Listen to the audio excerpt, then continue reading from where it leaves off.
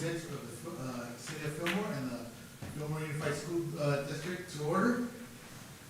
Board Member Rangel, can you lead us in the pledge? Stand, please. Ready? Begin. I pledge allegiance to the flag of the United States of America and to the republic for which it stands, one nation, under God, indivisible, with liberty and justice for all.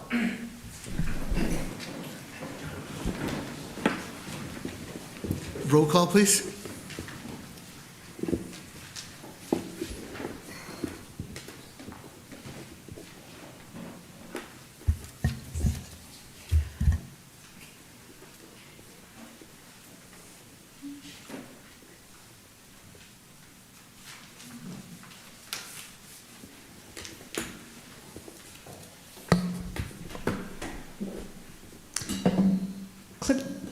Clerk Tricia.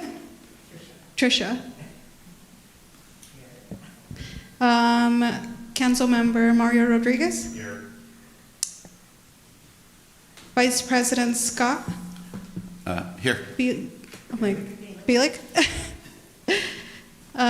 Mayor Pro Tem John Garnica. Present.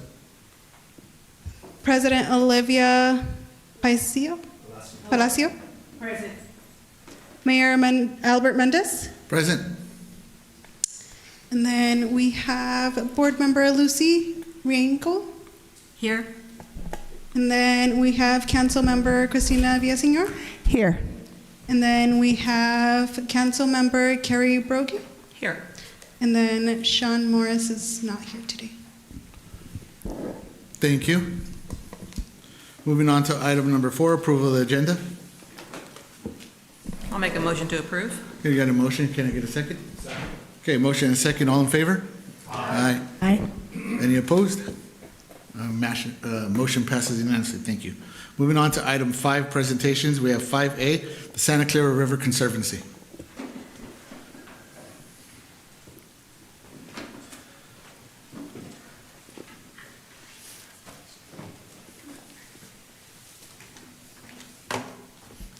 Welcome. Thank you.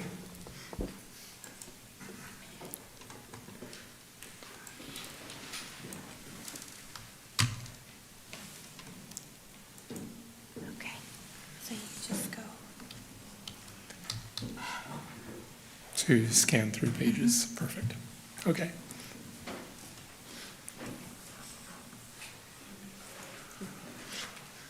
Hi, council members, educators.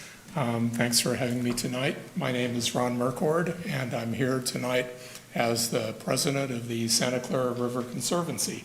And joining me is one of our board members, Heather Miranda. And the Conservancy is a 501c3 nonprofit that is focused on the river that we all know here. And we try to increase enthusiasm and interest in the river, and our main efforts are in restoring the river to natural habitat for a lot of different reasons. Some of them I've listed here as preserving wildlife habitat, creating recreational areas for the people who live here, wildfire resiliency, preserving our water supply, and also as an educational and volunteer opportunity for the people that live here. Tonight, I'm going to be mainly focused on 2 of these, the wildfire resiliency and the educational opportunities. So one of these, first let me go into our main flagship project here in the area, is the Cienega Springs Ecological Reserve. So this is 234 acres over behind the Fillmore Fish Hatchery.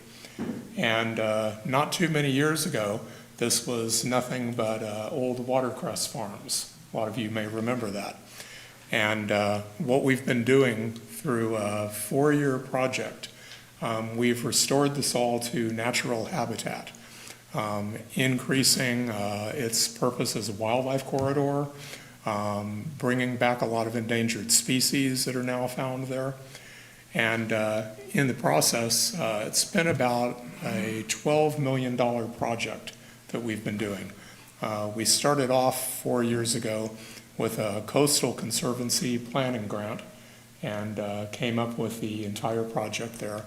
And then through state grants from people like the Wildlife Conservation Board, we have restored this, planting 60,000 plus native plants out there, regrading a lot of the old areas and restoring water flow, and essentially renewing it to natural habitat.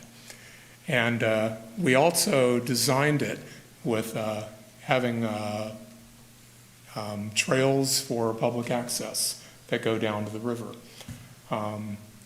In the whole stretch of the Santa Clara River here, there are almost no places where the public can actually go and experience the river. One recently that just opened up is just west of Santa Paula.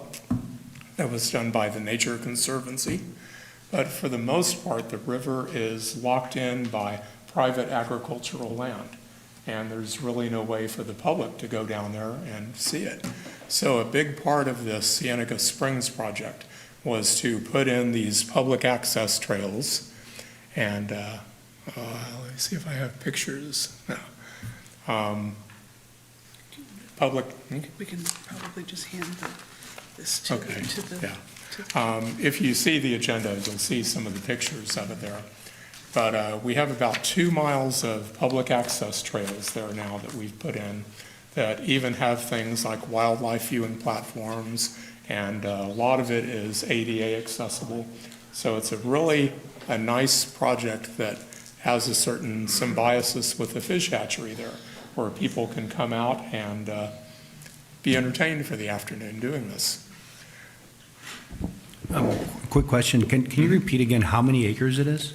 234. Yeah, so it's a big project. The River Conservancy also is involved in multiple other projects along the river as well, stretching all the way to one we're working on now that is west of the Santa Paula Airport. So we do multiple projects. One of the main reasons for doing this is wildfire resilience. Any of you who were here in town on Father's Day weekend recently, you saw we just had another wildfire break out right here by the A Street Bridge. And a lot of expenses involved in fighting that, and a danger to the homes around there. And one of the biggest reasons that there's such a wildfire danger is because of this non-native giant reed called Arundodonax. And it's a very invasive plant that's taken over a lot of the river. You'll see it out there everywhere. It looks kind of like big stands of bamboo. And one of the main things that we're focused on is getting rid of this arundo reed. And in doing so, it really eliminates a lot of the wildfire danger. It also eliminates a plant that really sucks up a lot of water from the water table. And the plant is completely useless as far as wildlife. It just chokes out all the native plants and animals. And that's one of the reasons that we like to get rid of it right off the start. Another one of the big reasons for having this Cienega Springs Reserve is for education. One of the things we hope to do tonight is to really encourage Fillmore Unified School District to make use of us, because we can now bring school groups out there, and we have trained wildlife biologists there on staff that will lead groups out there and educate them about the restoration process and the native plants and animals. And they even have, little, for younger kids, games and things that they can do to teach them about the wildlife. So, and I mean, it's free to the school district. So we're really hoping that all the classrooms will start making use of us like that. Anything else? Questions?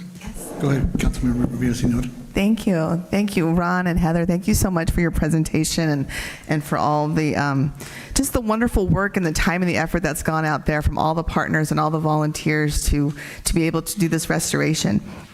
I do have a question. When you mentioned right now that trained biologists are on staff, is that, how long is that ongoing? Will there always be, I guess, someone out there, even, middle of the week? So just a little bit more information about who to contact, who to talk to, and. Even though we're nearing completion on the Cienega Springs Reserve, there will be some ongoing work all the time just to maintain it. But we also have these people on staff for all the other restoration projects that we're doing. So, yeah, it is an ongoing thing like that. We also have a partnership with UCSB. Yes. Yeah, I should mention that these projects like Cienega Springs were done in a partnership with UCSB. And so we have access to all of their biologists as well. And they come out and actually help with a lot of the work there. So, another thing we wanted to bring up is in terms of wildfire resilience, we're actually going to be applying for funding to eliminate a lot of the arundo. And we're hoping to get the city to give us a letter of support for that. And Heather can talk a little bit about that. Okay. Good evening, board members and council members, and thank you for the opportunity tonight to get a chance to talk to you. And we've had several of the council members out there, and any of the school board members who would like to meet out there and see the site, please let us know. We'll work it out to have tours. We have had older students out there as well. So AP Environmental Science students from Ventura High School, and One Step Elevace volunteers have been out there. And so there is opportunities if you have AP classes in environmental science or biology to partner with our conservancy to try to get some real life learning skills going with the older students. The younger students would be more of an interpretive experience for those students. As far as the grant, it's a wildfire resilience grant. It's under Prop 4. It's due July 7th. I am the grant writer, and so there's not a lot of time, but it would be complementary to your, I think it's the FireWise Communities grant. There's a 14-acre grant that you'll have along the bike paths. It would complement that. It would not be duplicating that. We'd collaborate. It would be removing probably 30 or 40 acres of the very dense arundo that you see in the river, a little bit east of the bridge and a little bit west of the bridge. The exact number will be based on if we get the grant, because it's a competitive grant, and how much we can get at the time with labor costs and everything when we bid it out at that time. So I ballpark 30 or 40 acres, could be a little bit more, could be a little bit less, depending on circumstances at the time when we can get the grant. But support from the city of Fillmore would be critical. Support from the Fillmore Unified School District would also be very welcome to show a community-based effort to try to improve that river system. And then there's ongoing maintenance that our conservancy can help with, but there would need to be maybe some collaboration and volunteers for the long-term management of the resprouts and the restoration. So, thank you. Councilmember Garnica? Yes, how much is how much are you applying for in the grant? I'm going to ask for $950,000. So it's go big or go home.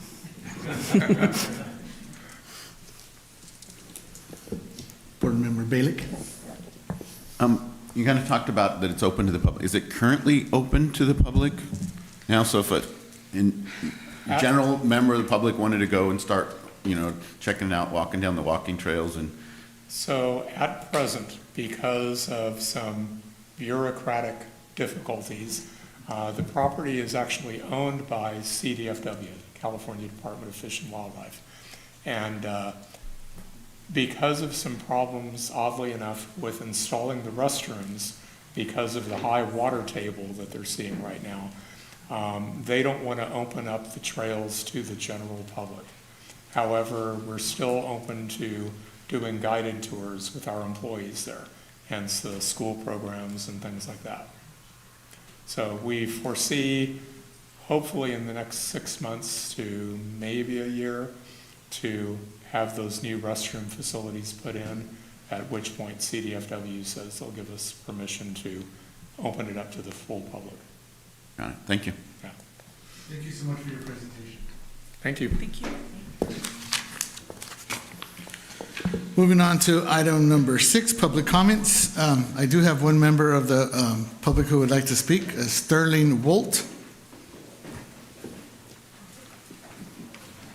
Good evening, Sterling. Good evening. You got 3 minutes. Alrighty. Spoke to the Planning Commission last week, brought it up. Wanted to come and address you guys as well. We've been having issues for the past couple weeks with the post office. There has been an unsubstantiated claim of a loose dog on the street, and they have basically stopped our mail and held our mail and are going against Postal Code 631 and are trying to move us to a community mailbox, yet they have not established a good location for the box at hand that doesn't impede public traffic flow as on sidewalks, and basically they have been very uncooperative in our issue. Still working through post office as far as moving up the chain with our issue, but wanted to bring it to your guys' attention as well.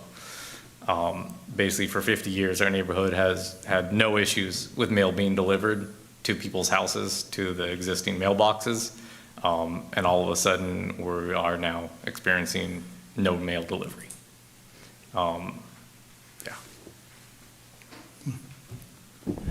I'm sorry, this is on Arnell Road? Baldwin Lane. Baldwin Lane. Yeah, B-A-L-D-E-N.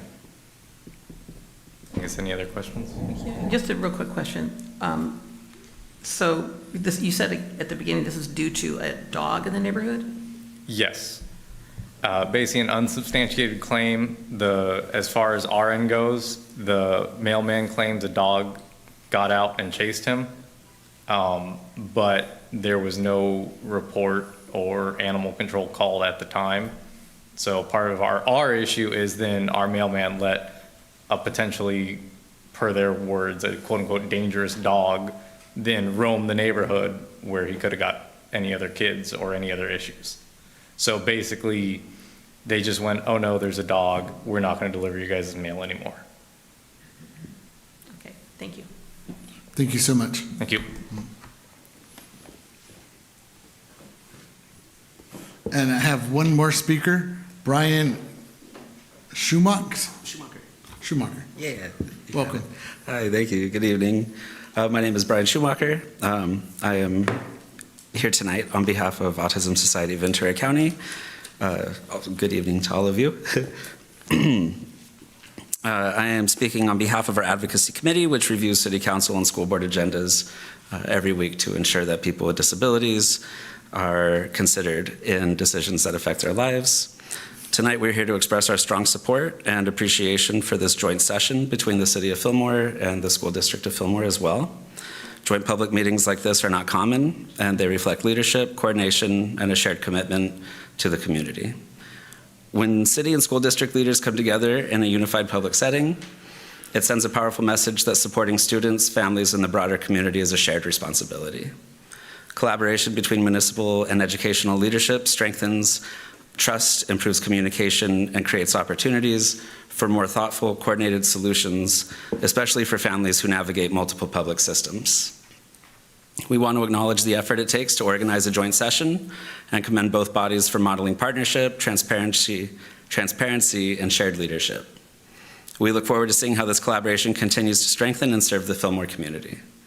Finally, we appreciate the opportunity to give our support this evening and stand ready as a resource for both the city and the school district.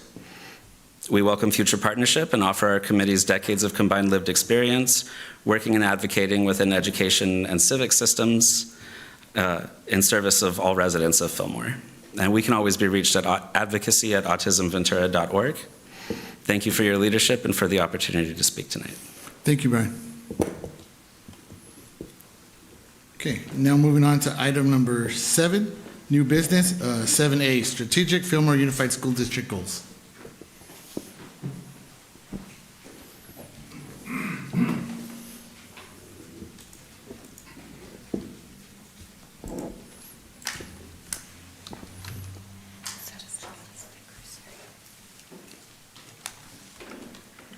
Good evening. Before I begin, I would just like to thank district staff who are here with all of us this evening. We have our Director of Special Education, Ms. Katrina Tafoya, Director of Human Resources, Todd Shefferly, our Preschool Director, Mrs. Lorena Ramos, and we have our Student Board Representative, Ms. Olivia Navas. So thank you, staff, for being here this evening. We're really excited. Dr.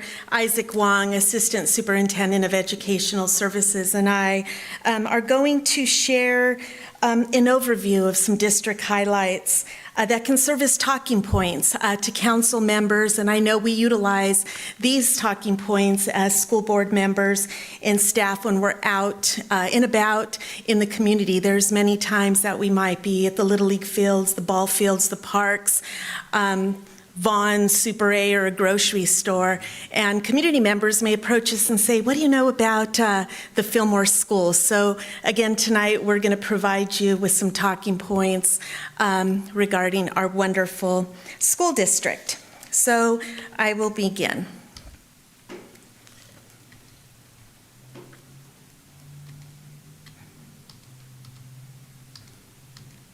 Okay, next slide, maybe a click. Okay, maybe some. Looks like I have the first one. It's not liking it. Just looks like we can scroll down. All right, so let's go ahead and start with some district demographics. We have about 3,600 students in Fillmore Unified, and we're one of the few districts in Ventura County that is actually experiencing stable enrollment. You may read the paper, watch the news, talking a lot about declining enrollment across our state. We are steady enrollment. We are seeing some families moving out of town. Primarily what we're seeing is out of county, Kern County area, and out of state.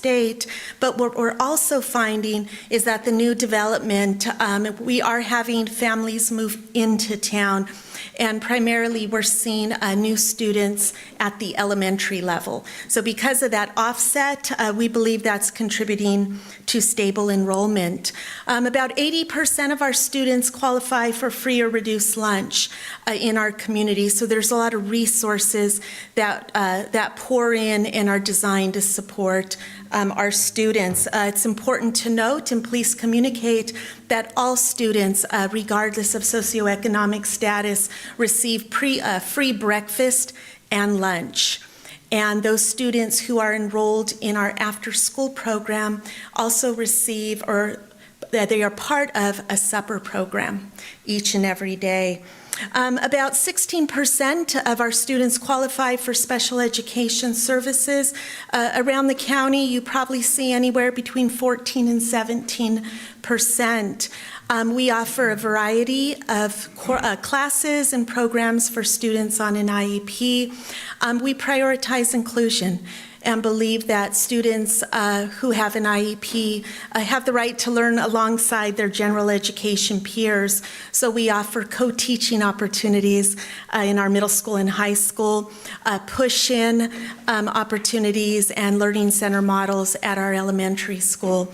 This year we are very proud. We opened up 3 new autism classes at our elementary school, Mountain Vista, that are specifically designed to serve the needs of our students with autism. And we also offer an extensive needs program for students with moderate to severe disabilities from elementary all the way to post-secondary. So we continue to educate kids in the city of Fillmore. We do not bus them out of our town up to the age of 22, and that's a functional skills program, so we're really proud about that. English learners, students who are coming into our school district whose primary language is a language other than English, about 20%. And over the past 6 years, we're seeing that number decline. Maybe about 6-7 years ago, we were up into about 25%, so about a quarter of our students. We are seeing less students come into our schools from other countries. The majority of our students are long-term English learners, meaning that they have been with us for over 6 years, have been within our school system. So just to give you some additional context before I turn it over to Dr. Wong, when you look at that 3663, we have about 1,000 students at Fillmore High School, so it's the perfect size high school, not too small, not too large, where we really get to know every single student, and that's unique. One of the reasons why I advocate for moving into a small town and investing in our educational system. We have about 815 students at our middle school, so we're seeing that number tick up a bit. Again, seeing more families come back to Fillmore Middle School. And as far as our elementary schools, Piru is our smallest elementary school at about 260, 265 students. That fluctuates a bit, with Rio Vista up into about 550. So we have the range there, nice little schools, and again, I always share, it's one of the reasons why we choose to move to town, stay in town. It's to educate our kids in a small educational environment. So at this time, I'll turn it over to Dr. Wong to talk a little bit about academic programs. Thank you, Superintendent Shefferly. Before I begin, I want to highlight these 3 words that I hope will resonate through my portion of the presentation. The first is investment. Second, opportunity. And the third word I want to leave you with is legacy. Investment, opportunity, and legacy. When we think about school systems, we think about educational institutions, academic pieces, but I want to reframe that. And yes, I'm here to highlight our academic piece, but I want to talk about this as an investment. We are investing in our own community. We're investing in providing opportunities for our children because our children are our legacy. When we pass, our children are what remains. The values that we hold, the education that we instill. They are the torchbearers that bring things forward in our next generations and subsequent generations beyond that. And I wanted to talk about that before I began. So when we look at Fillmore Unified School District, what are the opportunities? What are the investments? What's the legacy that we provide to our community? And I'll start with our youngest learners. Fillmore Unified provides a preschool program for students as young as 2.9 years of age, up to 4 years of age. And as mentioned, Director Lorena Ramos of our Child Care Department is here this evening. We've expanded our opportunities for our community. We just recently opened up a new preschool program center at San Cayetano Elementary School. As you take a look, we have 5 locations, one at Mount Vista, one at Piru, Sespe, and Sierra High School.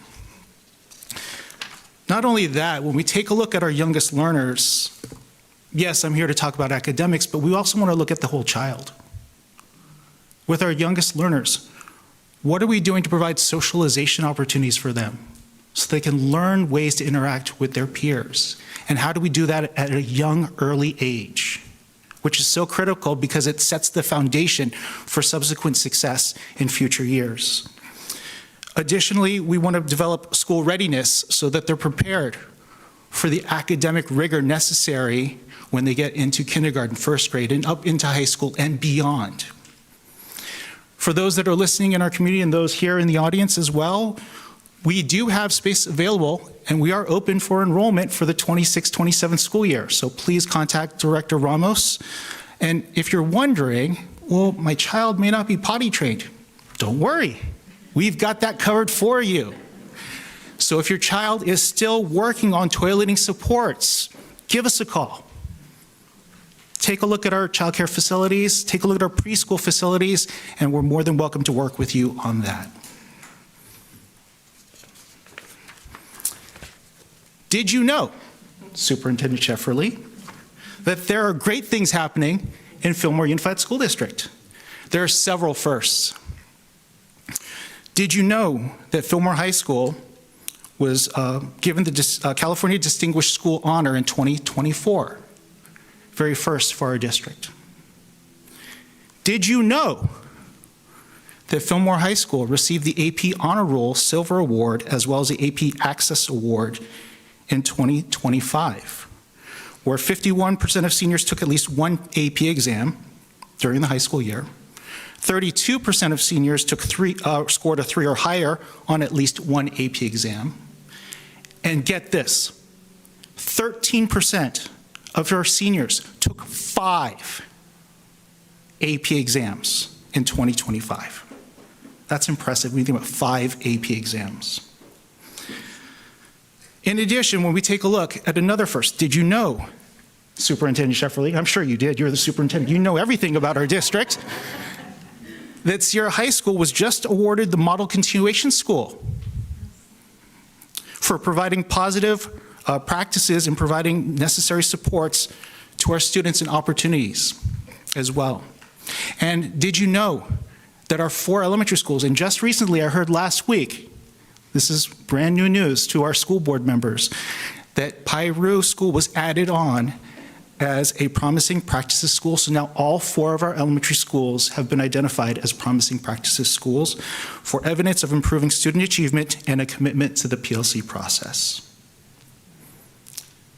Success in our district, and I'll go even beyond that, success in our community does not happen in a vacuum. It doesn't happen in isolation. And you'll see the quote there where it lies in the nature of collaboration, in the strength of believing that together, administrators, faculty, students, and even the community can accomplish great things. And as alluded to by one of the speakers earlier this evening, what's going on this evening with that collaboration between our city and our school district resonates so that how we work together to bring positive outcomes to and opportunities to our students, and once again, our legacy in how we invest collaboratively as a community.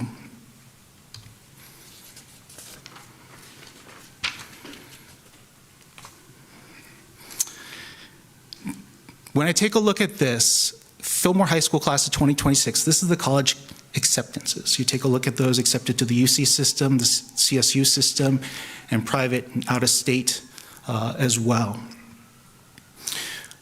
How are we providing opportunities so that our students can succeed? Did you know that the class of 2025, only 43% of students took at least one college course? And this upcoming year for 2026, we're looking at about 52%, an increase of 9%. In 2025, 21% of our students took at least 4 college courses, and this year we're looking at about 32%, an increase of 11%. When I think about myself and think about legacies and opportunities, I want my child to have opportunities that I did not have. As I'm sure that you and also members of our community and the parents that are out there want what's better for their children than what they've experienced and what they've had. So our goal is to continue to forge pathways for our students. And in addition, we're looking at expanding opportunities with the Ventura County Community College District to see if there are ways that we can formalize ways to bring an early college program to our high school as well, so that students have opportunity to take college-level courses on our high school campus, which reduces financial burdens to our families so that their students can graduate through college in a much quicker pace.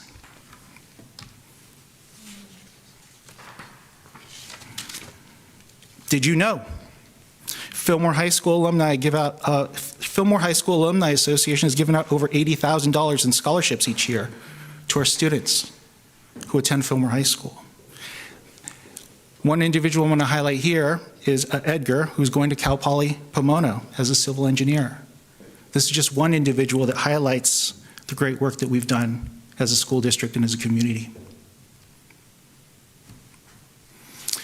Did you know that as a community, along with other community organizations, we've given out total scholarships of over $363,000.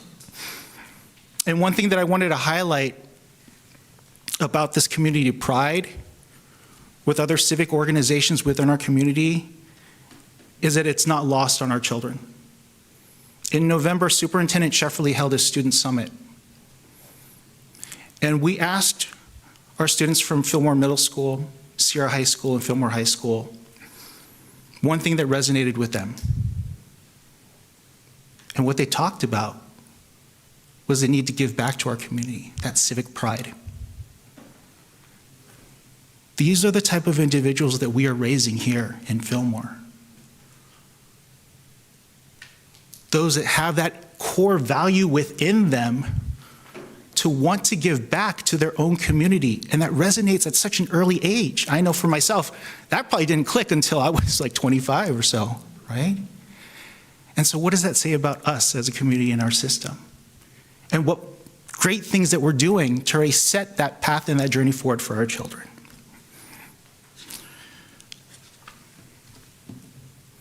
College, career, and life ready. We have 7 pathways here in Fillmore Unified School District: agriculture mechanics, agri-science, automotive services, IT networking and security, robotics, video production, and studio arts. Those 3 are on the next slide. And these set our learners up for careers such as agricultural engineering, welding, fabrication, plumbing, electricians, food safety inspectors, horticulturists, smog emission inspectors, diesel engine specialists, cybersecurity analysts, video production, or filmmakers as well, and so forth. And so we'll continue as a district to articulate pathways between our middle schools and our high schools as well, to ensure that our students are college, career, and life ready. And so as I conclude my last slide before I hand this off to Superintendent Shefferly,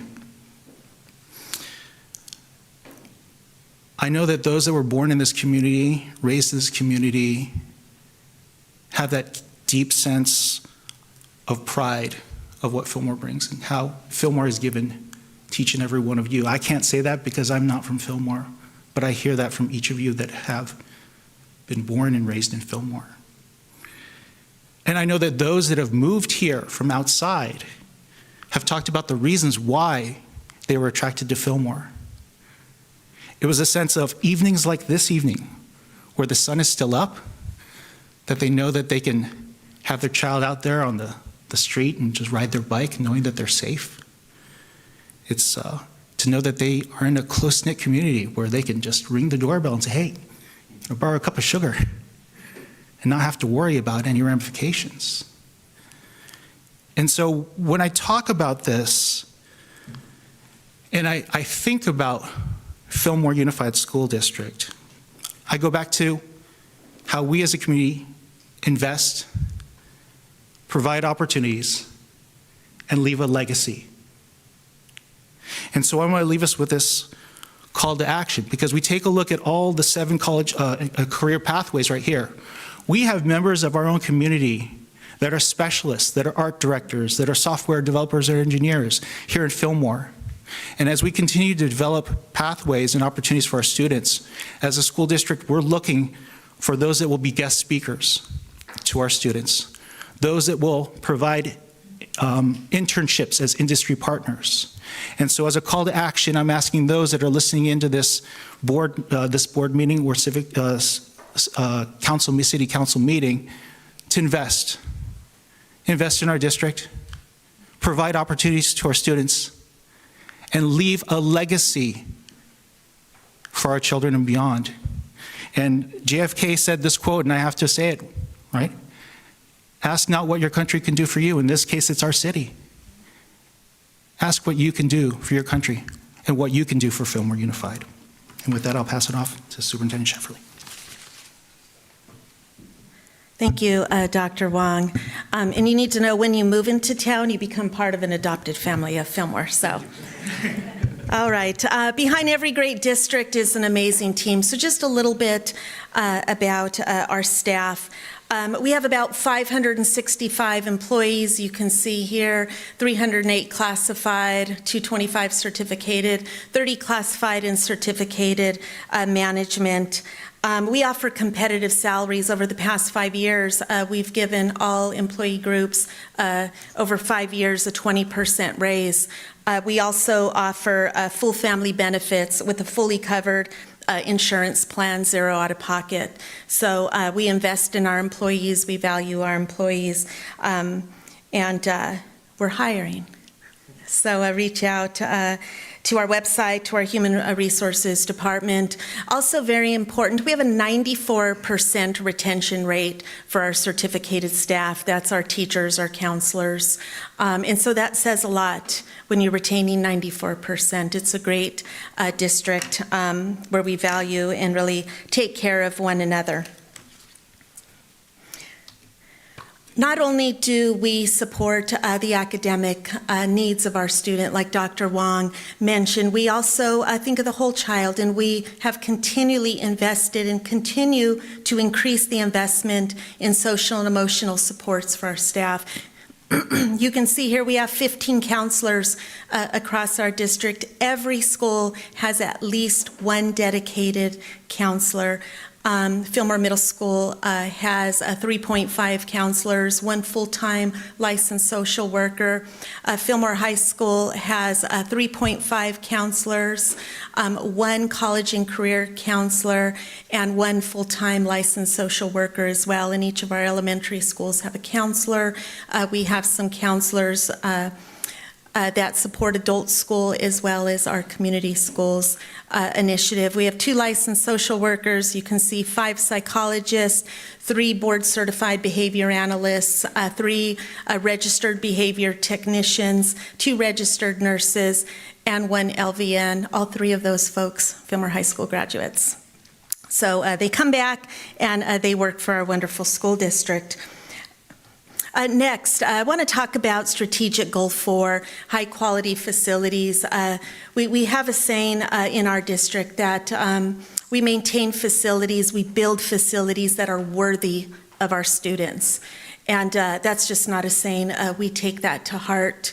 And so our most visual project is the new Fillmore High School Athletic Complex that is now in construction. I will always take the opportunity to thank the community members of Fillmore and Piru for passing Measure G, general obligation bond. So it's a 43,000 square foot facility that is scheduled to be completed in February of 2027. So next school year, drive on by. It's amazing, and we're making great progress on that. You can see here, this photo is already a little outdated. Last week they poured the concrete slab at the area right adjacent to the main building. You can see here, I went by today and they are closing the roof. So you can see the steel that went in up on the top of the roof. The front part is the foyer. And this is a rendering of the completed project. You can see it's beautiful. It ties in beautifully to Fillmore High School. There is an emergency lane that goes all the way around the building.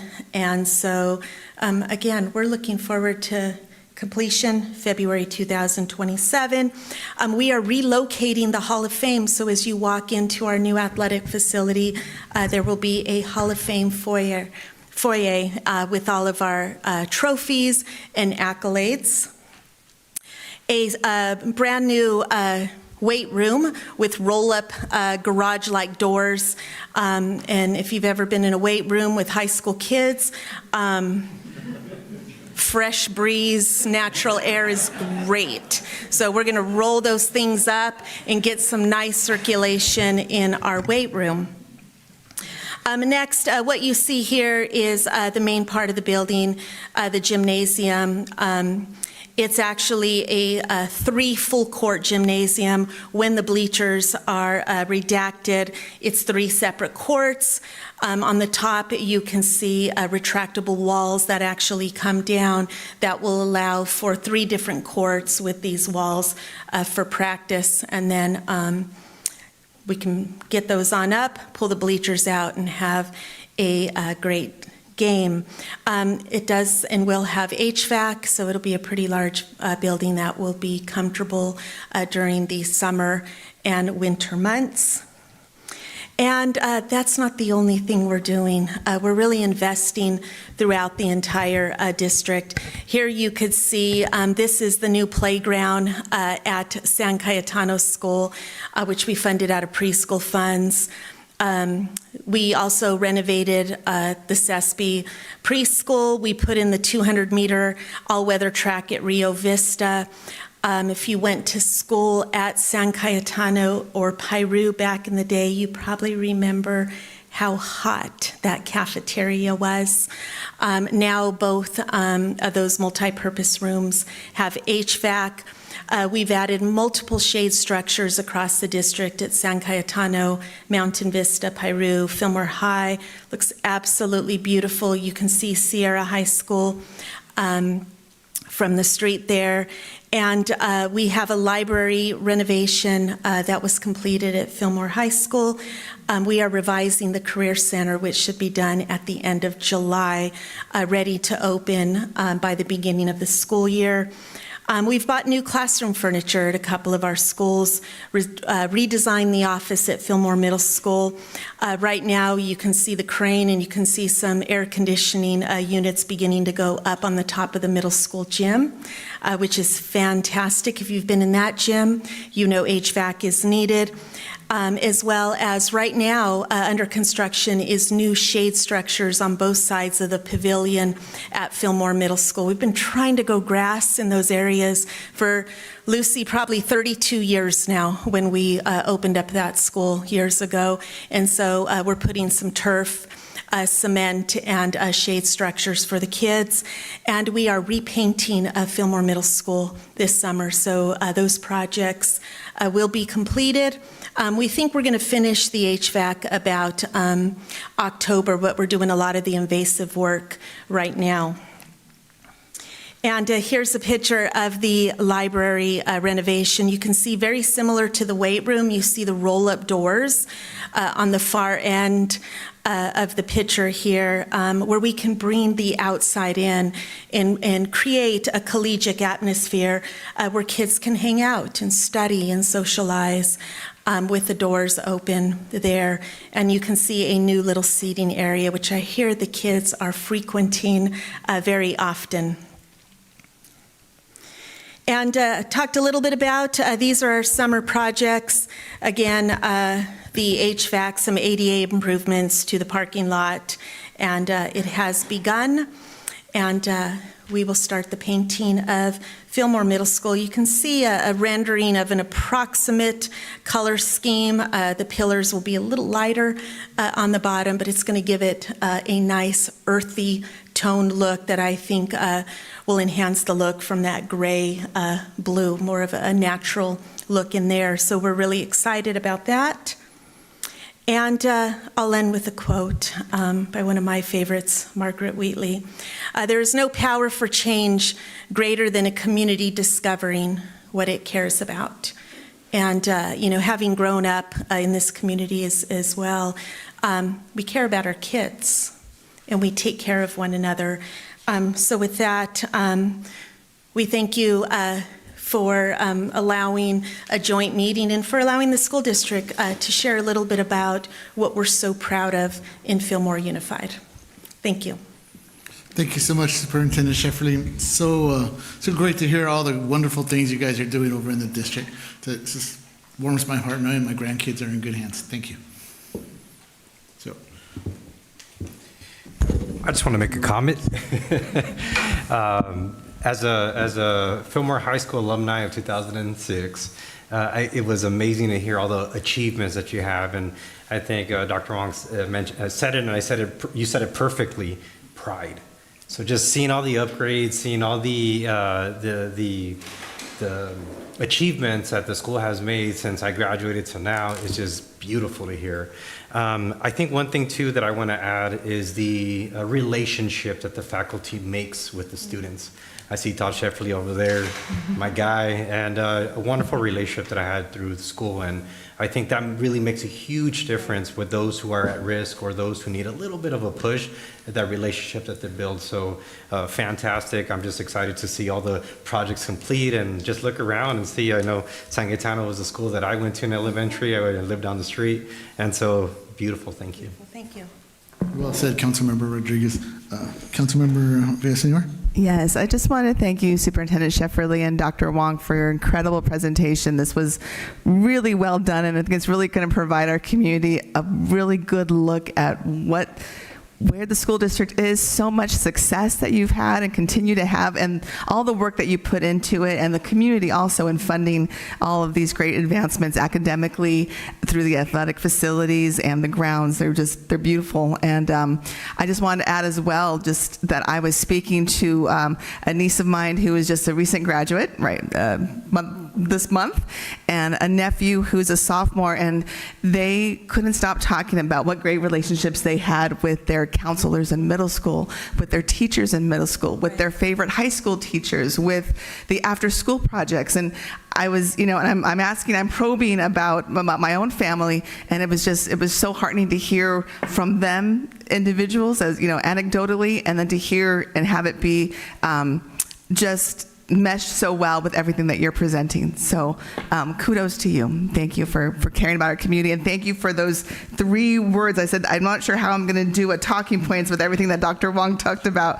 I wanted to stand up and applaud. But the investment, opportunity, and legacy, those are the words that I will stay with me, and I will make sure that I do share and I do talk about the district. Thank you. Well, I'm probably the only one up here in the dais that did not grow up and attend schools here in Fillmore. But I have to tell you, this is so impressive. The accomplishments that the school district has made just in the last recent years. When I first moved here, didn't see a whole lot of activity going on, but the strides that you've accomplished, it just astonishes me. And again, kudos to the voters who approved, the bond measure. It's amazing to me, and I cannot wait to be able to tour the facilities, once they're open, they're finished and completed. And congratulations to you, Superintendent Shefferly, and the rest of your staff. This has been amazing. Thank you for your hard work. Thank you, guys. Yeah, so one last, my fellow council members have said a ton, which I also agree with. And I think, we here in the city, we've seen a little bit of growth, with the Bridges project and so forth. And, I would definitely encourage any new members of the community to come to our schools and check them out, because there is so much to be had when you have your kids coming to a local community school. As was said by the other council members, the relationships you build are so critical to children. One of my nephews grew up, let's say, in a different, went to a different school district, where the number one thing he said that he missed was that he was just a number. He had no relationship, because the school was so big, the high school was so big, he couldn't form those relationships with the teachers and with the counselors. And I will tell you from personal experience, as well as my children, as well as myself, that is what Fillmore brings to the table. Is your kid is not just a number. Your kid is known by their first name. They know who they are. People know who the family is in this community, and you can't put a price on that. And so many kids benefit from those relationships that are formed early on, from kindergarten all the way through 12th grade. So definitely kudos to everything you guys are doing, and it makes us a great community. Thank you.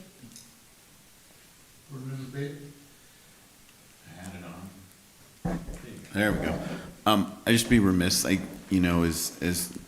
council members, the success is, the team. And we're so fortunate to have such an amazing superintendent, our Assistant Superintendent of Education, Dr. Wong, but all of our staff, and Superintendent kind of went through and walked through, the makeup of our staff, but specifically, our teachers. And it dawned on me, and Superintendent, it'd be an interesting statistic to kind of add to our presentations that we do. What percent of our teachers, what percent of our staff are graduates of Fillmore High School? Is Councilmember Broggie, and I give Councilmember Broggie a hard time. I've known her for quite a while in Rotary, but I always, I give her a hard time that she's a transplant.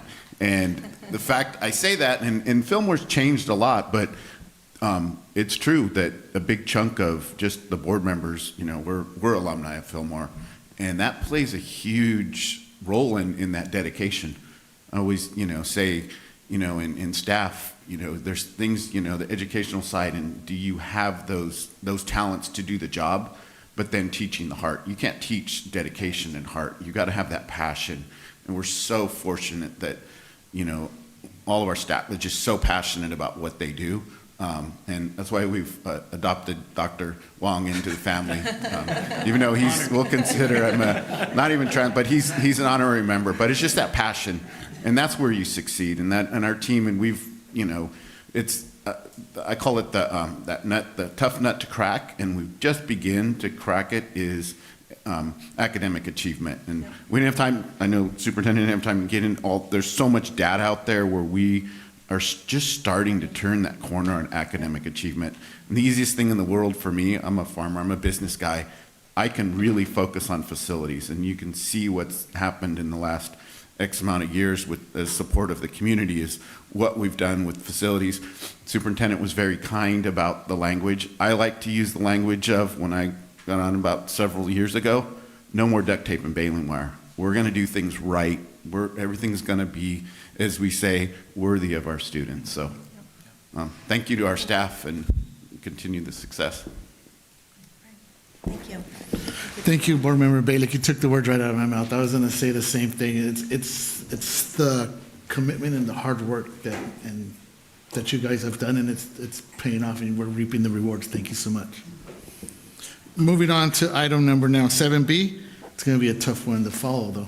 Tough act to follow. 7B, City of Fillmore development updates. Good evening, Mr. Mayor, members of the council, members of the school board. My name's Kevin McSweeney. I'm the Community Development Director for the City of Fillmore. I've been here for a while. I went to a high school, by the way, of 5,000 students. It was a big school, out of state. Anyway, in terms of development, I was asked to talk about development. The school district and the city's council, we get together and we anticipate growth. We project growth and we prepare for it. That's why you look at school district buildings. That's why we look at new schools, where to place them, and those type of things. Our last school that we built was Rio Vista, and that took a long time to prepare and plan for growth and to get ready for that. We do that based upon a general plan. In our general plan, how we are to grow, we grow at about 1 to 1.5% per year. If you look at Ventura County, only Fillmore and Santa Paula and Oxnard has grown. All the other cities are losing populations, but not Fillmore, Santa Paula, or Oxnard. Our population right now is, according to the Department of Finance, is 16,992. Our general plan build-out number, what we anticipate to become, is 22,693. So we have some growth ability to do. And our number of dwelling units that we have today is 5,419. Our general plan build-out is 5,816. These numbers will adjust as we adjust through the years, and I'll explain that next. They adjust to our housing element. In the category of our general plan, there's a section called a housing element, and that needs to get approved by the state of California every 5 to 8 years. And the state of California required that the city change its zoning and general plan designation for underutilized property. It's their method to prepare for or to address housing or lack of housing in California on all cities. So we, as a city, we've already converted commercial, highway commercial property to something called residential medium high 2. Will it ever develop as residential medium high 2? I have no idea. We don't have any demand for it. Nobody's asking about it, but we are prepared to for housing if it is requested. We do need to begin a new general plan at some point. And it'll be a 40-year plan. We'll look at these exact numbers: population, dwelling units, and area. As you probably already know, the city has a green belt between the city of Fillmore and Santa Paula. That's 34,000 acres. And then we have a green belt between Fillmore and Ventura County line. I think that's 72,000 acres. And we also have the SOAR initiatives, and what's called a CURB, City Urban Restriction Boundary. All of those are growth restrictions that keep our development very tight so we do not grow in the agricultural lands. We still will need to grow, and the idea is that we will grow up. I don't know how that's going to be accomplished. We don't know that until the next general plan. We have some developments now that are under construction. I don't have future projects here. I just want to list the projects that we know for sure that are under construction or just about to start construction. There's a lot of fantasy projects. They're fantasies until they're funded. And then a lot of times they're not funded and we have no project whatsoever. The first project we have here is 47 dwelling units remaining to get occupancy. That's the Bridges subdivision. That started planning in 1995, and it started planning with the school district and the city council. And ultimately got approved in 2004. It consists of 750 homes. That's the largest project in the city. It's included levees, the school, parks, traffic signals, and debris basins. So there are 47 units to be built, and there's an 11-acre park that will be is remaining to be built, and about a mile bike path. Under construction in North Fillmore is 152 units of Creekside. About 50 of those units are what we call accessory dwelling units, and accessory dwelling units are ADUs. That's another state of California mandate, that we accommodate ADUs, very small units on residential properties, so that we can handle or promote more housing in California. We have an affordability project called the Fillmore Terrace. We're anticipating construction in November. The plans are all approved and it's funded. I suspect we'll get started underway for the city around October, but in November it'll start construction. And that project is next to the Active Adult Center right across the street. So we have about 249 units under construction. We have a lot more in the pipeline, but again, they're fantasies. I don't want to talk about fantasies because the next thing you're going to ask me is when's Sonic going to be approved? Right? So let's talk about reality. So we create a chart, our general plan. I put this in your staff report, and this breaks down everything from residential, commercial, industrial, parks and recreation, open, and public schools. And the column to the far right, that's where we'll ultimately become, is how many dwelling units and how much commercial and so forth. Just by walking around Fillmore and living in Fillmore, you know very well we don't have industrial. We have an industrial park. We're prepared for it, but we don't have much going right now, but we are anticipating it. Same with commercial. We don't have too much commercial. We build a considerable amount of residential. And everything's based on this map, one single sheet of paper. If you were to look at our general plan with the environmental document, capital improvement plan, and everything that goes with it, it's an entire bookshelf. But it really comes down to one sheet of paper, and it's this map. This is what the city will become when we reach nearly 23,000 people.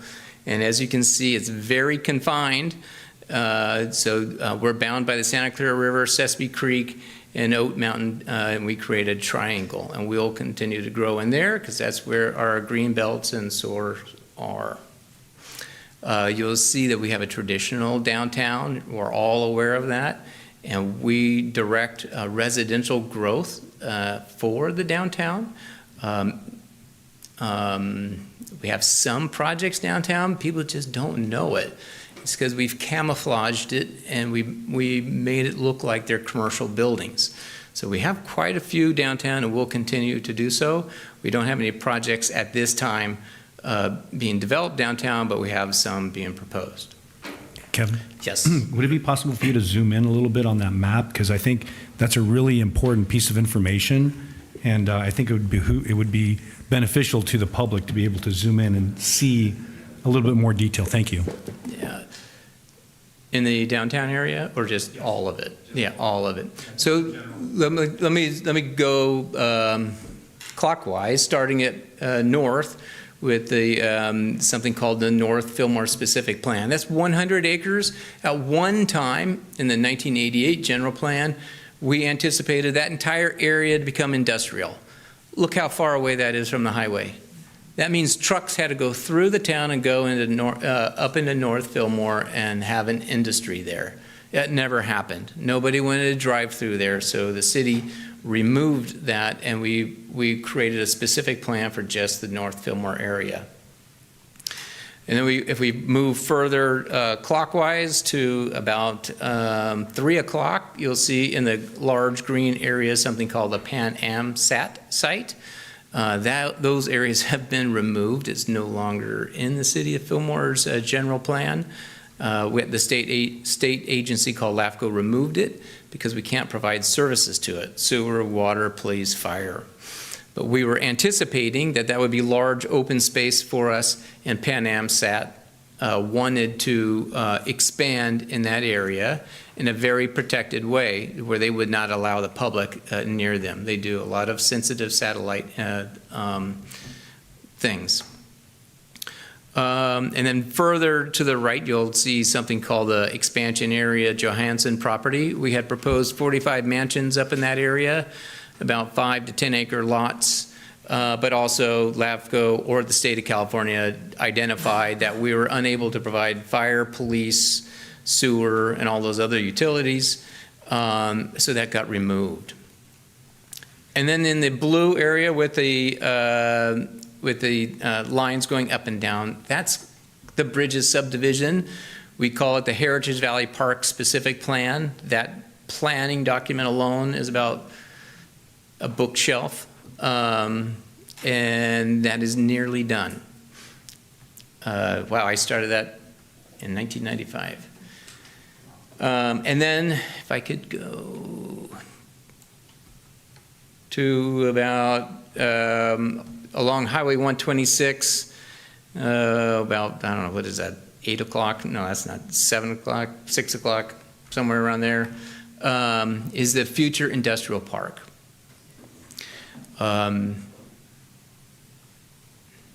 That is a very complicated piece of property. We don't have much demand for that space. Everybody says, hey, we should have Amazon. Wouldn't that be great to have Amazon? We can earn so much money. And Amazon's never called us. And remember, we're a town of 16,000 people. But they have a small Amazon buildings. I don't know if you've heard, like 20,000 and 15,000 square foot buildings. But we still don't get calls for Amazon or Microsoft or Intel or those computer industries. I will tell you, our success has been rotorcraft, and the city's done a commendable job on rotorcraft. When rotorcraft came in, they said they would only have 50 employees, and I think they're up to 70 employees. And they love Fillmore, and they're doing very well. So we'll need to continue to push in there. We have about 60 to 80 vacant acres in the business park. When this map was created, the water recycling plant wasn't located there, so now the water recycling plant is at the lowest elevation of the city.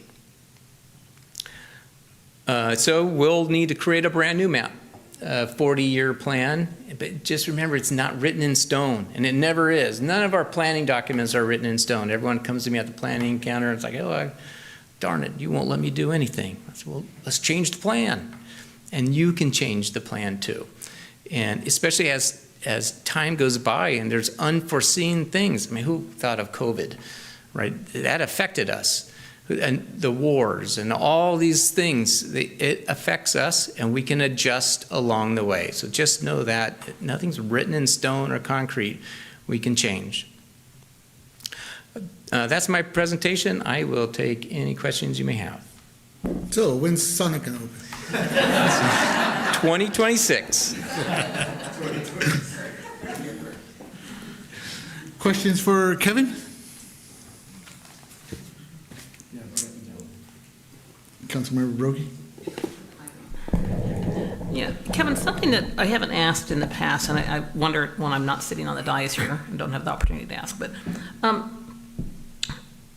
with regard to the mandates that come down from Sacramento that dictate what we have to do, you addressed it a little bit with regard to ADUs and the number of low-income housing and whatnot, and where we can, how does that impact what the mandates do if it's going to counter what we have established with regard to the SOAR initiative? So we have all this outside land and property. Yep. What happens in that case when Sacramento comes in and says, we don't care about SOAR? The state of California dictates what happens in Fillmore, and it's not fun. So this 40-year plan can get tossed right out the window. And we've seen that in other cities throughout California. We've seen a city in the desert say they don't have any water, and the state says you better plan for housing. You have to accommodate for housing. You have to do your fair share. So what that does for us and for every single city, we're not singled out, is that we then need to change our plan. So we have changed a bunch of commercial property, and we will increase density where we didn't expect it. And that'll happen throughout California, not just us. And we did talk to the state and said, hey, we're pinned in. We're pinned in by anti-growth measures. And we're also pinned in physically by the rivers in the mountain. It costs a lot of money to cross a river. So we've explained all of that to them. And their answer back to us, just provide opportunity for development. Change your plans and developers will come, and because of the opportunity you created through your plans, and you'll need to increase your density. So there have been, the laws change on housing about every 6 months, as you're well aware of, from SB 72 to SB 9 to ADUs, and we have to change with it. And what you're describing is, we spent all this time, I spent 7 years on the general plan. I thought it was done and I thought it would look great, and then only for them to tell us it's going to have to be different. But we can still determine our destiny. The state doesn't dictate our destiny, but they're asking us to do our share for the state.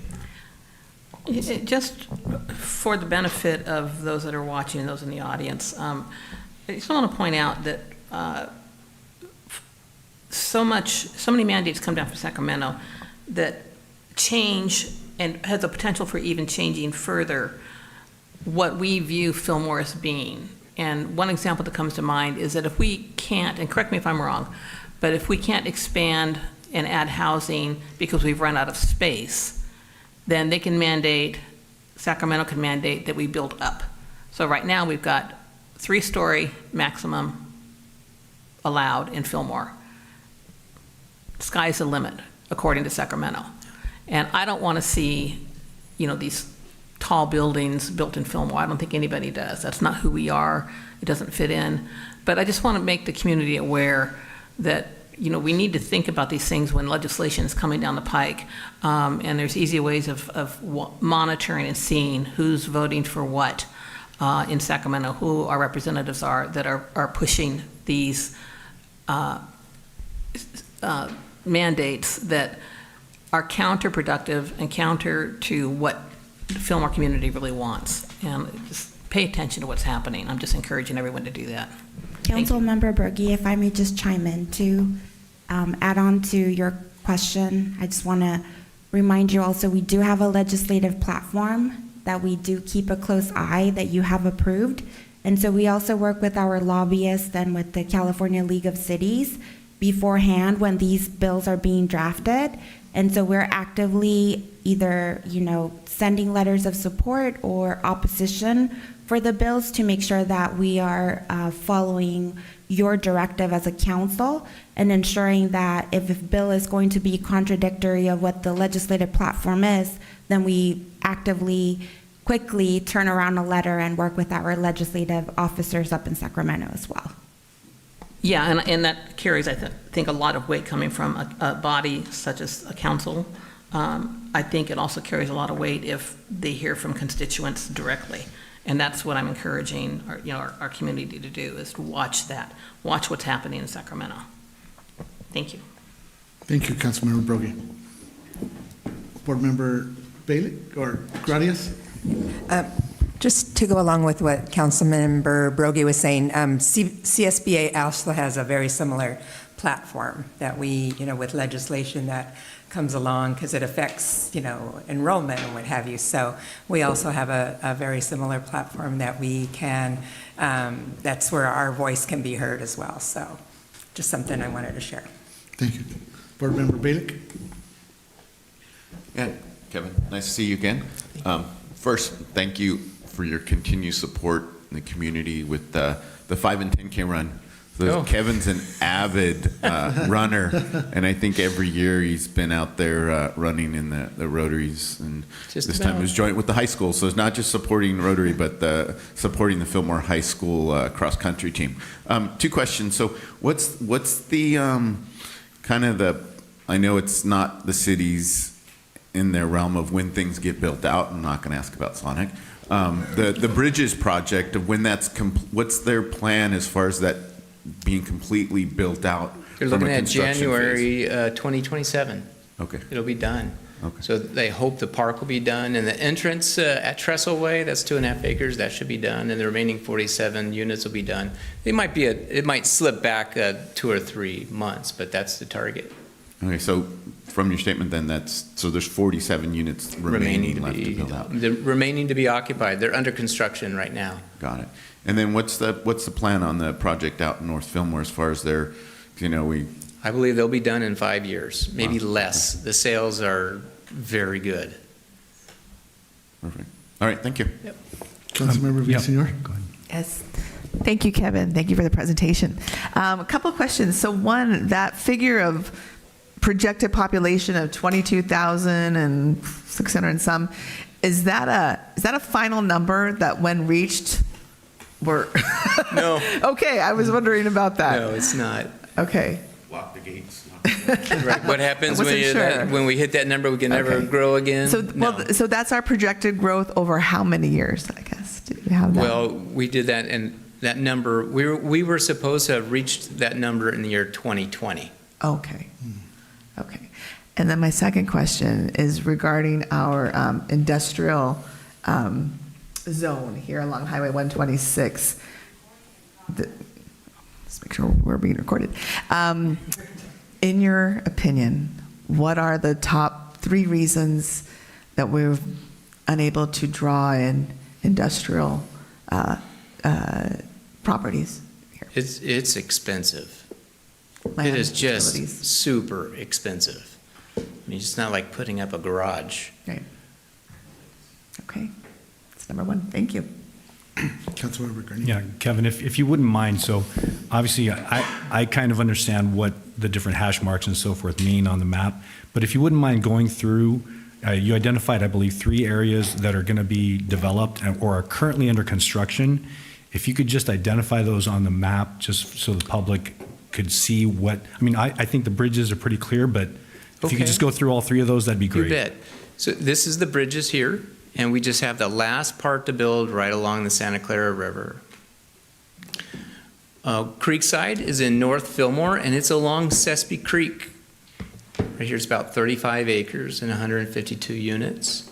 And then right adjacent to downtown is the 50-unit Fillmore Terrace right here along the highway. It's one city block.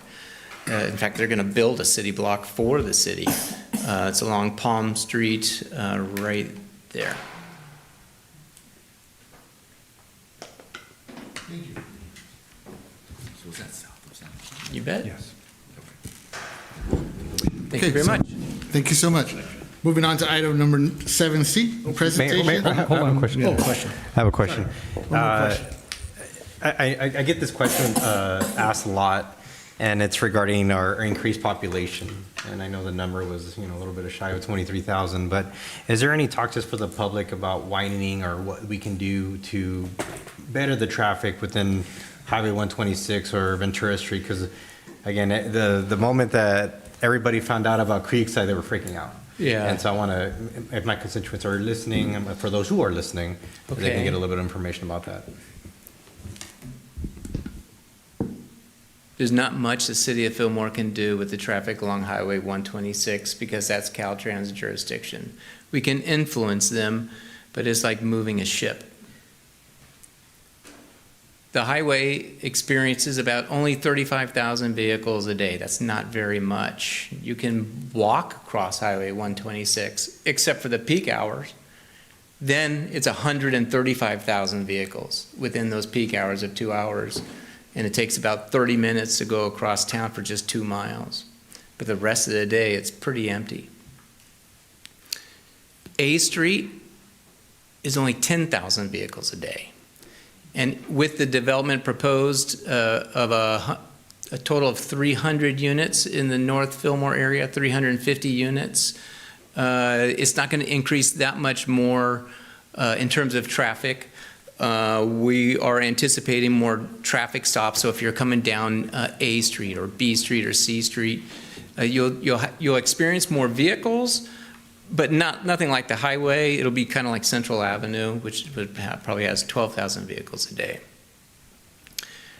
On Highway 126, we are experiencing traffic with ways and so forth, bypass. So River Street's getting heavier, and some of the Santa Clara Street's getting heavier. The City Council just approved the city engineer to conduct traffic studies and to look at that. So that was just at the last City Council meeting. Thank you. So just a follow-up question to that. I would think it would be beneficial for the city and our school district because that all affects, unfortunately, our students don't walk to school. There's so many of our parents drop off their kids, and that's a lot of traffic in the morning. And so I would think, you talked about traffic studies. So, like my concern as a school board member would be, how will increased traffic affect student drop-off and pickup routes? And so those would be my concerns coming from Those are one of the criteria in the traffic study, and I'll ask the city engineer to contact you so that you're part of the study. But if you look at, we have neighborhood schools where children walk to school. My gosh, you don't see that anywhere else. We just talked about this at the Planning Commission. Nowhere else do students walk to school except for Fillmore. But we anticipate that in our developments. That's why for Rio Vista, it's supposed to be really easy to walk. Sidewalks are large and all that kind of stuff. But anyway, for the traffic study, I think I'll ask our engineer. Her name's Roxanne Hughes. The company's Wildan Engineering, and maybe you guys should be part of that study. Thank you. Thank you so much. Thank you. No other questions? Moving on to item 7C, presentation on available software and community engagement tools.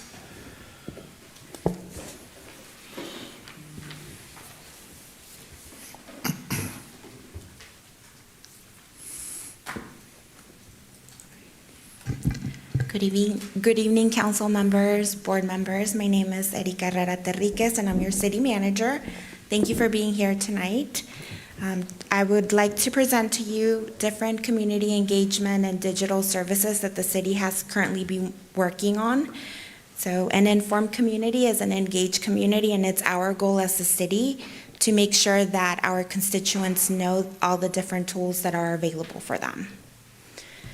So welcome again. We're going to talk tonight about staying informed. How can you report a concern, access different city services, engage with local government, and learn about upcoming projects and initiatives. So why do these tools matter? Connecting with residents to their local government agencies is important to us.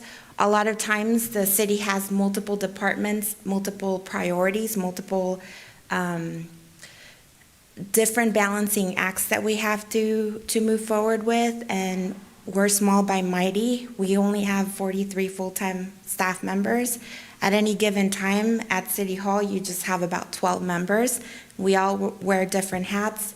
No job is above or beneath any of us, and so we all roll our sleeves to make sure that things get done. But we also want to educate the public to ensure that you are aware of all the different reporting mechanisms and applications that we currently have accessible to you as a constituent.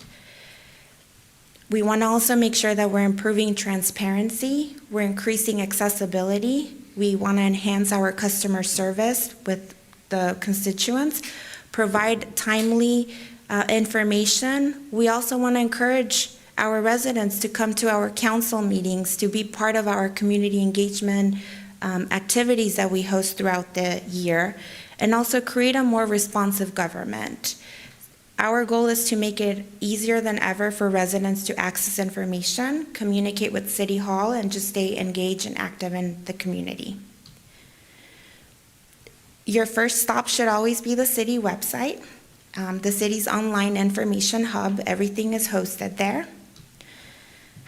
The city website will serve as the central location for news and announcements, city council agendas and meetings, utility information, our GIS mapping tools, service request reporting, newsletter subscriptions, community notifications, and public information resources.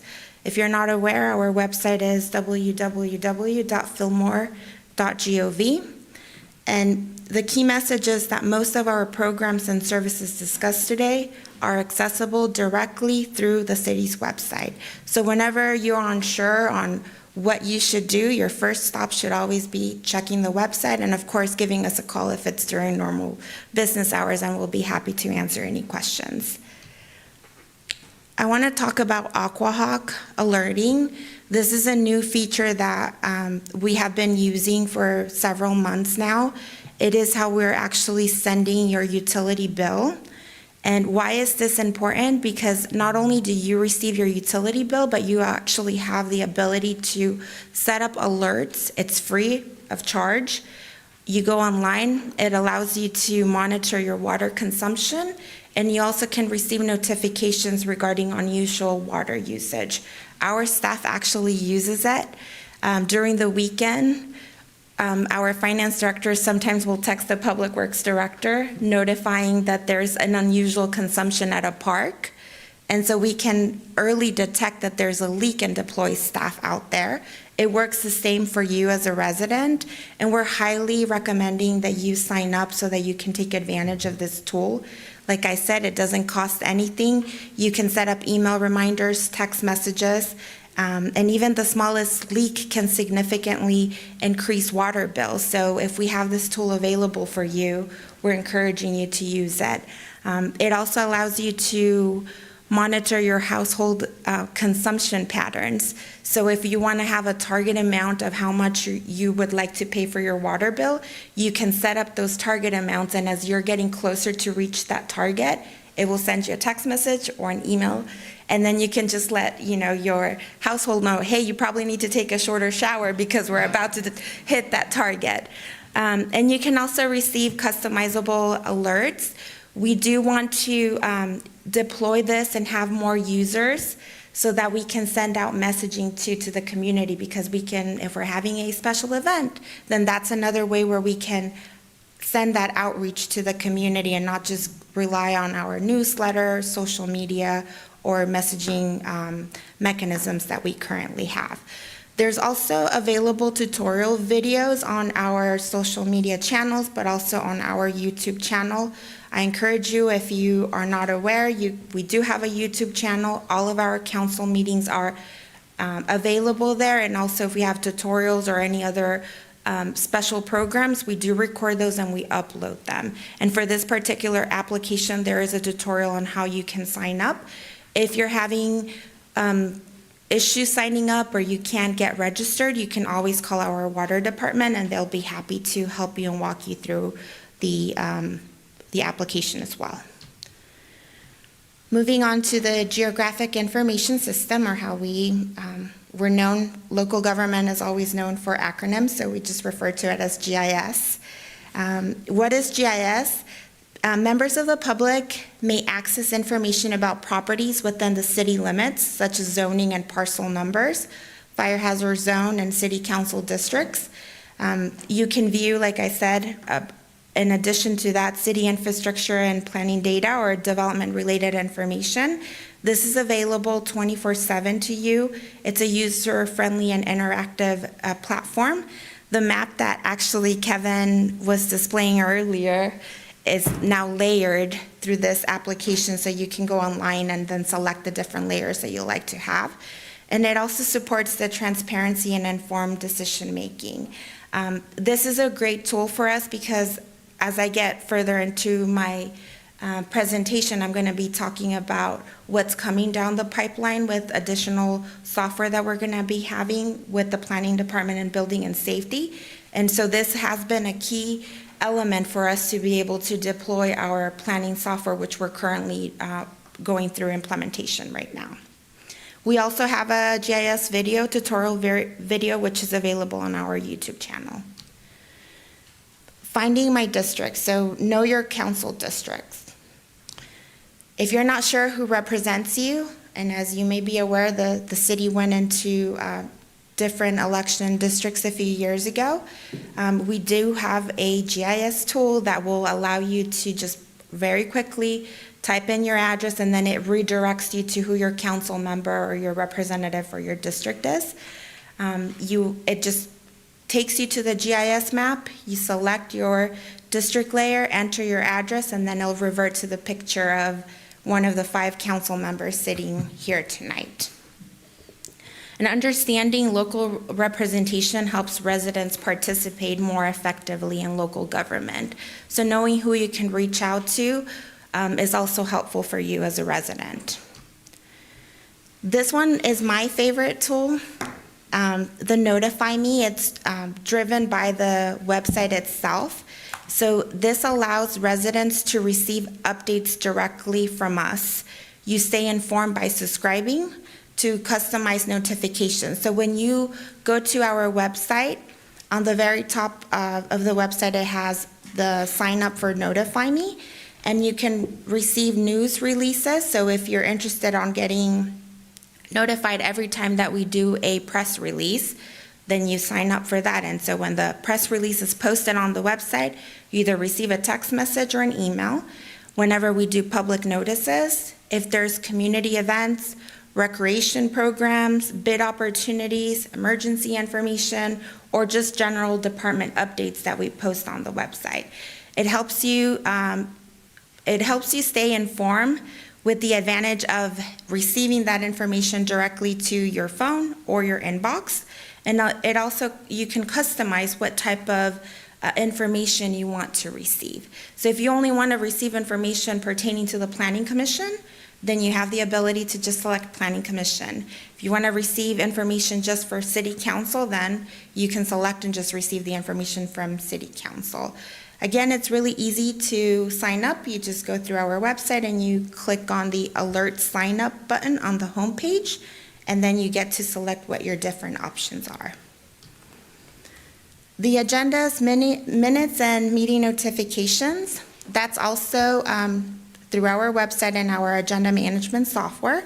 And effective our July 14th meeting, we are excited to announce to the public that you will now be able to join hybrid. That means that per state bill legislation 707, all constituents will be able to stay informed, comment on the agenda via Zoom. The information has already been updated on our website. We're just working on fine-tuning the last steps. As a matter of fact, today we were testing the meeting internally, and so things seem to be working. We made a few adjustments in the back end. We do request that you kindly sign up ahead of time for a couple of reasons. One, as I mentioned earlier, we're very small and mighty, so the deputy city clerk is handling all of the meeting minutes as we go through the meeting. And then we have our audiovisual technician who handles all of the cameras. And then I will be handling the public comment behind the dais. And so if you sign up ahead of time, that's going to allow us to know which item on the agenda you're trying to speak on, and it'll make the process for us flow a bit better. And then second, so that you can make sure that you do have the technology requirements that are needed for you to sign up for the meeting. As much as I wish we could have technical support during the meeting, that is not possible. So we're encouraging constituents to sign up before so that you can receive the information beforehand. We've set it up in a very good way where it'll send you an email when you signed up. It'll send you a reminder email the day before, and then it will send you a final reminder an hour before the meeting starts. So if the email gets lost in your inbox, you'll still receive the final reminder, and hopefully it'll be on the top of your inbox where you just can click on the link, or it'll have the phone number. If you don't have a computer or a device to join via the computer itself, you can always call in. And we'll make sure that we make that announcement at the July 14th meeting, that if you're dialing in, you just have to dial *6 to unmute, and then it'll *6 again to mute. So we'll make sure that that information is clear at the beginning of the meeting as well. So going back to this, the available subscriptions that we currently have, you can subscribe to receive city council agendas, commission agendas meetings, committee meetings, and meeting notices in general. And this is great for the community to stay informed of what's happening at your council level. We're also now have the ability to translate the agenda to over 50 languages.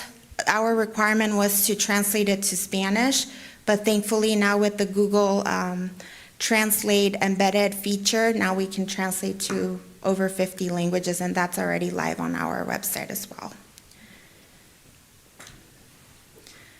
Report a concern. That is a new tool that we have through our Public Works Department. I did add code enforcement concerns there. There's a different process, but that's also through our website.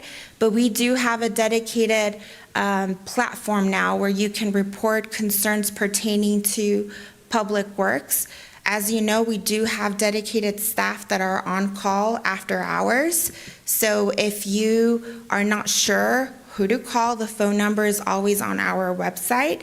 I suggest that you save it on your phone because you never know when an emergency might happen and you might be at a park. I think I read a community member's concern that apparently someone had got locked in at one of our basins, and I think Council Member Villaseñor was kindly enough to respond, and they had reached out to PD. But, you know, if that phone number would have been saved, then they could have just called our after-hours line, and then someone would have been going out for assistance. Potholes, graffiti, streetlight outages, water issues, and I can't stress enough, if it's an emergency, please call our after-hours emergency line. Just don't, wait for someone to point you in the right direction. That's why we have dedicated staff after hours. If it's something that you just need to inform us, feel free to fill out a ticket. Our staff will get to it. I know that you would like for things to be done super quickly. I can't speak highly enough of our new Public Works Director and Supervisor. They're just outstanding. They're balancing a lot of different priorities, but I feel very happy that they're keeping up with the demand of the community. And sometimes it becomes a funding issue too, and that's why we might not you might think that we're not getting to it as quickly as we would like to, but whenever it's an emergency, we do make sure that we deploy the staff and that we take under consideration every risk management circumstance and make sure that we respond. So it's available 24 hours, easy online submission. You don't even need to create an account. So if you don't even want to go through the process of creating an account, you can just submit the ticket without having an account. If you create the account, then at least it will send you updates on where the ticket is and whether it has been handled or not.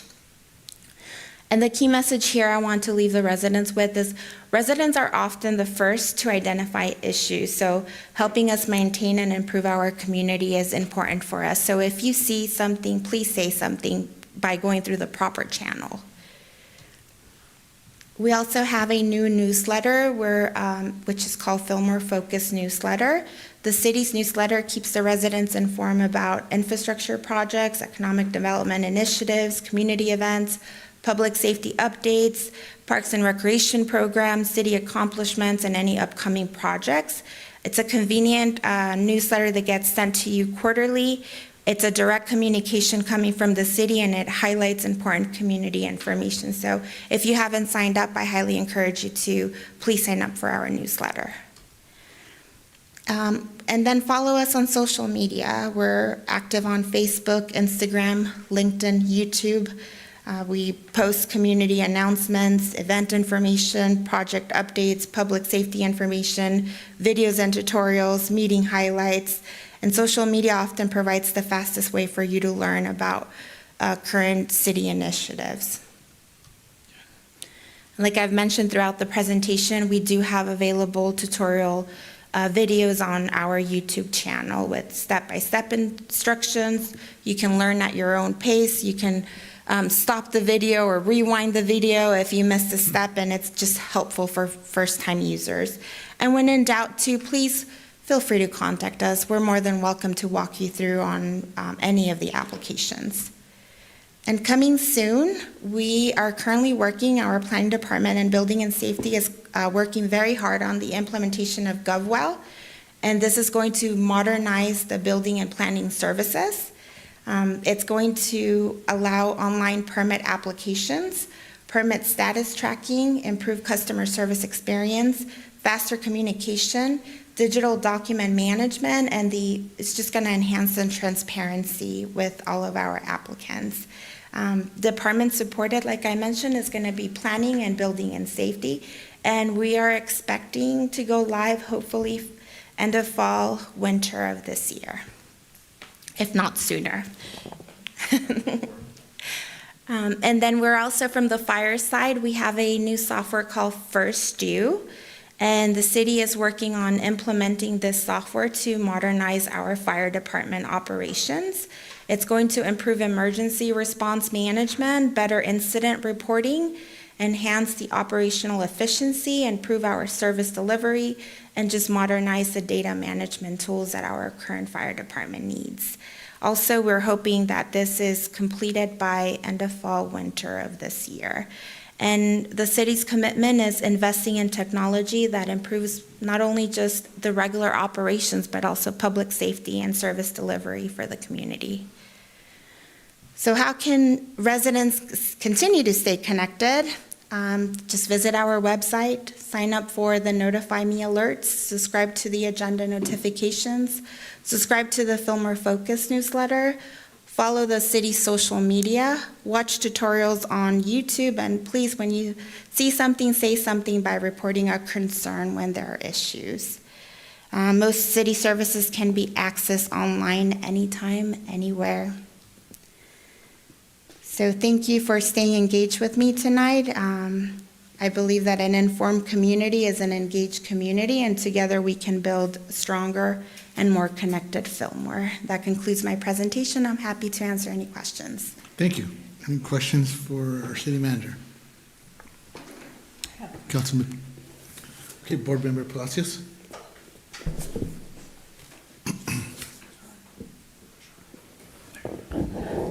First of all, thank you, Erica. I really don't have a question other than just to commend the city for coming up with this website. time and time I have gone into the website looking for certain, things that I need to look for, or like an emergency for public service. And this right here is very informative, and I think it's going to be very beneficial, especially the report of concern. I mean, I had an emergency issue at one time. I was home alone, and it was a big water leak. I had a broken pipe. So it was something that I had to move fast. And luckily, I had the help of a neighbor who was very tool handy and savvy, but also at the same time, I was waiting for someone from Public Works to show up. Okay. But this seems like it would work much faster. And I thank you for this. You're welcome. Thank you. Councilmember Villaseñor? Thank you. Thank you, Erika, so much for the presentation. And I have to give her kudos that one of our city goals has been to increase community engagement and communication. And with your leadership, Erika, and all of the staff who've been working on it, you've been doing this an outstanding job. And it's great to see it all here in a presentation, the body of work that's been done and is continuing to move forward to keep our residents more engaged.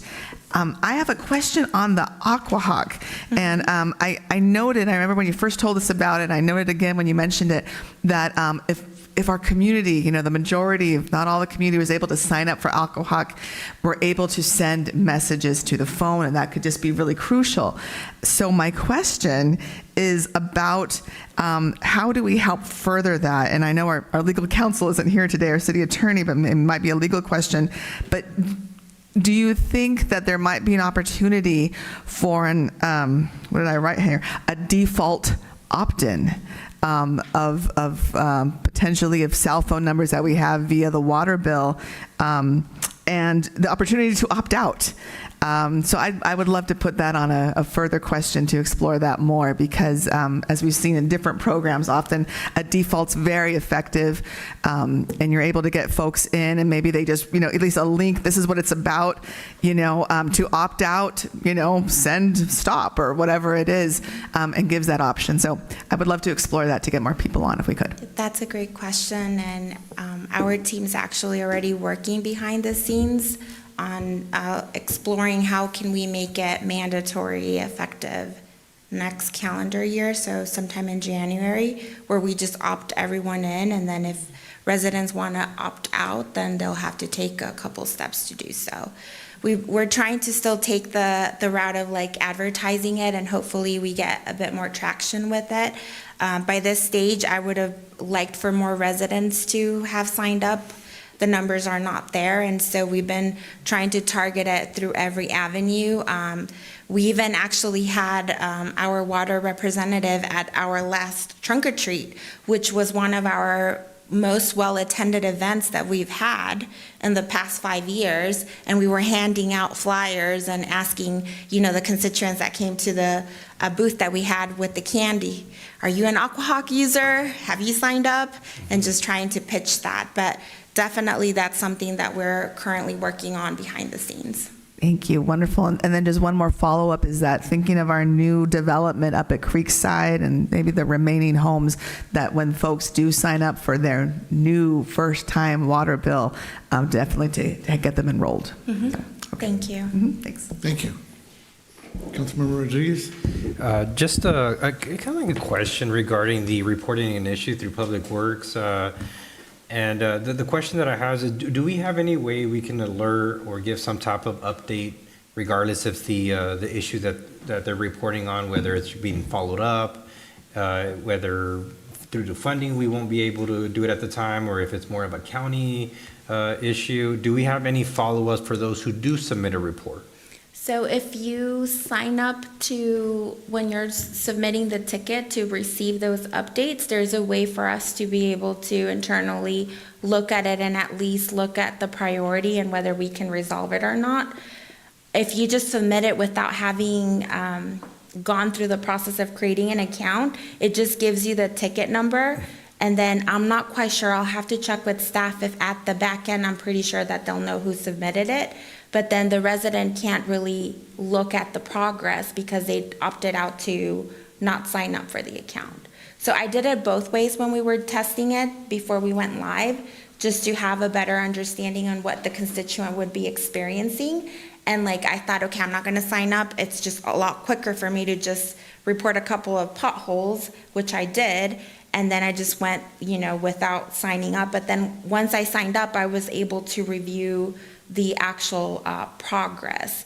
In regards to following up, I will have to check with staff to just see that balancing act of like how many tickets we're currently receiving, and then see whether during their workload they're able to send messages or at least try to target that. But that's a good recommendation, and I'll just follow up with staff and let the council know. Thank you. Thank you. Thank you, Erica. You're welcome.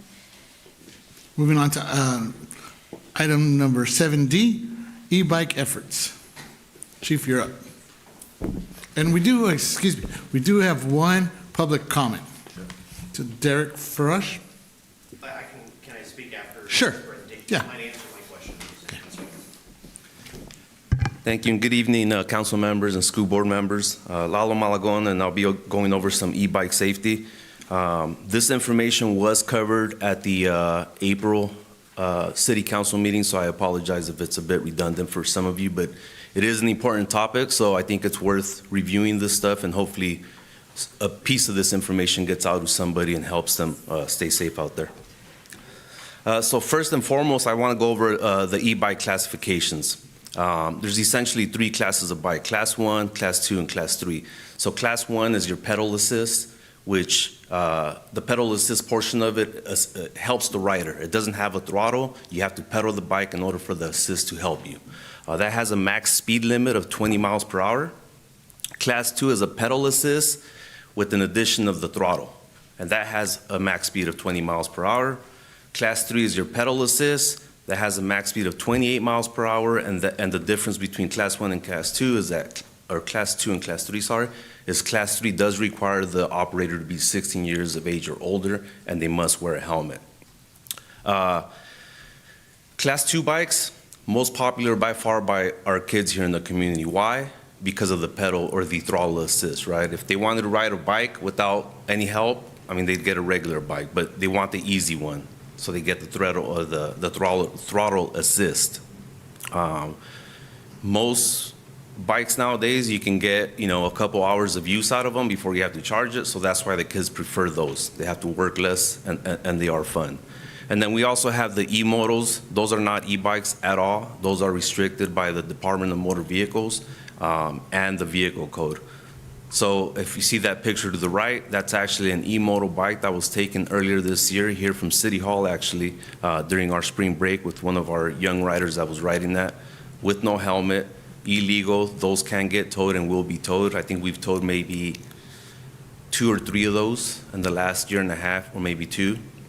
Again, those are not legal to ride on the street at all. Correct me if I'm wrong, they're getting harder to distinguish between the e-moto and a regular one, because I've seen some that look similar to that, but they have pedals on them. Yes, So- correct. And I think you brought it up, Mayor, last meeting, and there's manufacturers that are trying to circumvent the laws and the restrictions on these e-bikes, so they're selling them with pedals to make them look like they're your regular e-bike. There's places out there online that you can buy pedal kits for these bikes that aren't functional, but they give the appearance that they are an e-bike. So yeah, there's a lot of that stuff going on. There's also a lot of, I don't know how they do it. There's a lot of stuff that the kids do, and they can read online and probably do it, but they tweak the bikes and make some modifications where now the speed limit is changed from that 20 miles an hour to, 30, 35 miles an hour on some of these bikes. So they're a bit tricky, and it does create issues for law enforcement as far as trying to visualize them and identify them as either a legit e-bike or unlawful e-bike from a distance. So it really comes down to, when an officer makes that contact, for them to kind of start looking at the bike and try to distinguish it from an illegal bike. So yeah, there's a lot of that going on. Again, the e-modals, they do require a licensed motorcycle endorsement, and they cannot be operated on your roadway. So e-bike safety, obviously in the last, I think maybe year and a half, 2 years, they've become very prominent, not just in our jurisdiction, everywhere. They're affordable, they're eco-friendly, mode of transportation, they're popular and convenient and fun, and then increased youth ridership. I think we can all agree that we want our kids out and about and not locked in the room playing on the video game. We want them out riding their bikes, having a good time. But with that came a lot of some negative stuff that are creating some issues, some traffic-related issues in our communities. Unsafe riding behaviors and collisions, pedestrian and e-bike conflicts, and then confusion, like I mentioned earlier, over the laws and classifications. A lot of it has to do with the parents, when they're purchasing these bikes, not fully understanding the bike's capabilities, and then maybe what's right for their kid at a certain age and things like that. So, and I'll go over some of that stuff here shortly too. Current trends, like I said, increased youth ridership. However, we are seeing a lot more risk and exposure to the kids and other pedestrians out there. Dangerous riding, increased collisions, speeding, weaving through traffic signals, ignoring traffic signals. A lot of that stuff is what's contributing to what's going on out here. And again, not just here, but everywhere, in every jurisdiction. E-bike modifications, like I mentioned, there's a lot of e-bikes that can exceed the legal limits, which again creates some dangers for especially some of these young riders and those riders that are riding recklessly and not obeying by the rules of the road. Helmet use is a huge one. A lot of kids out there not using helmets, and not only on e-bikes, but on regular bikes or scooters and skateboards.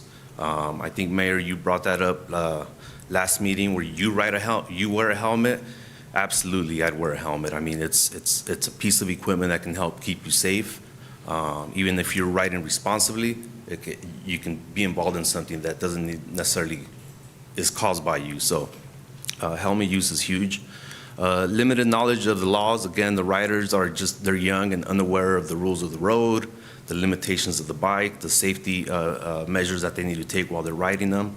And so that's why the educational portion of it comes in, is super important. And then environmental damage, we don't get a lot of that here, but they do have the ability to cause damage to the nice lawns out here at City Hall or public parks, maybe kids riding through residential houses and riding on people's lawns. So there's some issues with that. E-bike traffic collisions, I showed this again at the meeting in April. As you can see there, for a smaller city, I mean, we've only had one this year compared to some of the larger agencies, but the data does show an increase, from 2024 to our current year now. Fillmore, we've only had one in 2026, which was in the first week of March. Unfortunately, I do got to add one to that because we had one earlier today near the bridges. That was an 11-year-old kid that was riding an e-bike, a legitimate e-bike, wearing a helmet. He was just maybe doing tricks, or he did something that caused him to fall off the bike, and he did sustain injuries that required medical attention at a hospital. So we understand that accidents happen. That same thing could happen on a regular bike. So again, it's just very important for riders to ride as safe as they can. And just as a point of reference here, just the data for the rest of the cities, I am not sure if it's changed, but this is as of April of a couple of months ago. So current efforts, data-driven decisions, education, partnerships, and enforcement. So we're doing all the above, and really we're doing the same thing that a lot of other jurisdictions are doing. We're using media releases related to e-bike safety, using our social medias, the school social media, or I'm sorry, the city social medias. We've done a lot of in-person presentations at the Fillmore Middle School and the school district, partnerships with our school district and disseminating the information that we get on our end, ensuring that the school district gets it because they have different platforms that they can get that information out to students and parents. So we're going to continue that. We've utilized OTS OTS grant funding for bicycle and e-bike presentations, again, like I just mentioned, and also pedestrian and e-bike enforcement operations. We had a bike rodeo just last month that was very successful, well attended. A lot of great information for parents, great turnout. So we'll continue to do some of those things to get the word out, and hopefully, kids and parents start getting that information. And then patrol enforcement operations, like I mentioned at the last meeting, we have 2 patrol resources at any given time throughout the day and night. They do enforcement operations as calls for service are permitting.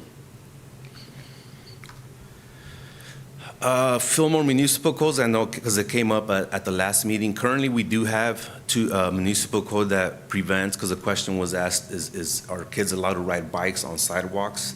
The answer is, yeah, there's no vehicle code that prohibits the riding of bicycles on sidewalks. However, we do have a municipal code that prevents or allows us to put signs up and prevent e-bikes being ridden on certain sidewalks. The ones we have now are primarily on Central in the business district, because it does get a little crowded there with people going, in and out of the businesses. And so we do have signs erected there, all the way up to near the high school. And then we also have the code that applies to private property, as long as signs are erected. So with all the legislative efforts and things coming up, we do have, as a city, that capability of, if we, through the data that we collect, identify a certain area or sidewalk that we feel we should erect signs to prevent kids from riding e-bikes or skateboards or anything like that. We do have that capability of, the city council giving us direction to take a look at that and see if a sign is warranted for that. And I just put on here again some legislative efforts that are in the works that are helping with e-bike safety. There's a couple of them that are related to like manufacturers and holding them accountable. There's legislation on lowering the speeds from 20 to 16. Again, we're just keeping an eye on all those things, seeing what other jurisdictions are doing, and then bringing back to Fillmore and figuring out what's going to work for us. Because there really isn't a cookie cutter solution to this. The issues that Thousand Oaks or Camarillo may have, maybe we're not seeing them. So we can't necessarily adopt the same things. However, we are in communication with them and again, looking at what other jurisdictions are doing and then figuring out what's going to work best here in Fillmore. And with that, I will take any questions that anyone may have. I do have one public speaker, so is Yeah. that fine if we let him speak? Sure. And then we'll take our questions? Welcome, Derek Farage. Thank you. For the record, Derek Farage, 802 Central. I just wanted to speak on the e-bikes since both council and the school board is here to hit both sections. During the school year, we have a lot of issues with coming into the schools, when we're walking to the elementary, San Catano's where my son goes, and kids riding the e-scooters, regular bikes, the electric scooters, down a fairly narrow sidewalk. And again, no helmets. It's making them aware of what the rules are. I don't want kids in the street, especially during drop-off and pickup, where traffic, especially on Mountain View there, can be dangerous. We also have, these groups of kids that are on the e-bikes going up Foothill and, coming down Foothill there, full throttle, and again, without helmets, and the speeds that they're going, exceeding the speed limit in some cases. Also, I have had personal experience where some of the kids are riding on the wrong side of the road, playing chicken with cars coming. Again, it's a huge safety thing in that I have been noticing with these e-bikes. I'm all for the e-bikes. Like the presentation said, eco-friendly. When I was a kid, we rode our bikes around town. I was in Oxnard, so it was a little different. We want people, we have the bike paths to be able to use them. And again, you can jump on your bike, go down to the store and, not have to use gas, and that helps the environment. Again, I think the school district did a presentation a couple months ago from one of the deputies through the OTS grant, going over all the rules and helping parents understand what the difference is between all the bikes. And I think continuing those would be a very great benefit to the kids and other people who don't necessarily know the differences. So, thank you. Thank you so much. Chief, I do have a question. So I know Newport Beach, they're taking the lead primarily on this, correct? And they just had a large forum. Was there any new suggestions or anything new that they're doing to tackle this problem? So so one of our detectives, Bradley Borden from Camarillo, he actually went down there to that symposium, and I think it was May 12th or May 13th or something like that. And there was a lot of agencies that were there, transportation agencies, a lot of nonprofits that were there. Essentially, they are doing the same thing that most jurisdictions are doing. They're trying to figure out if there's legislation that they can support, like the city has written letters of support for a couple different legislations. They're trying to see if they can,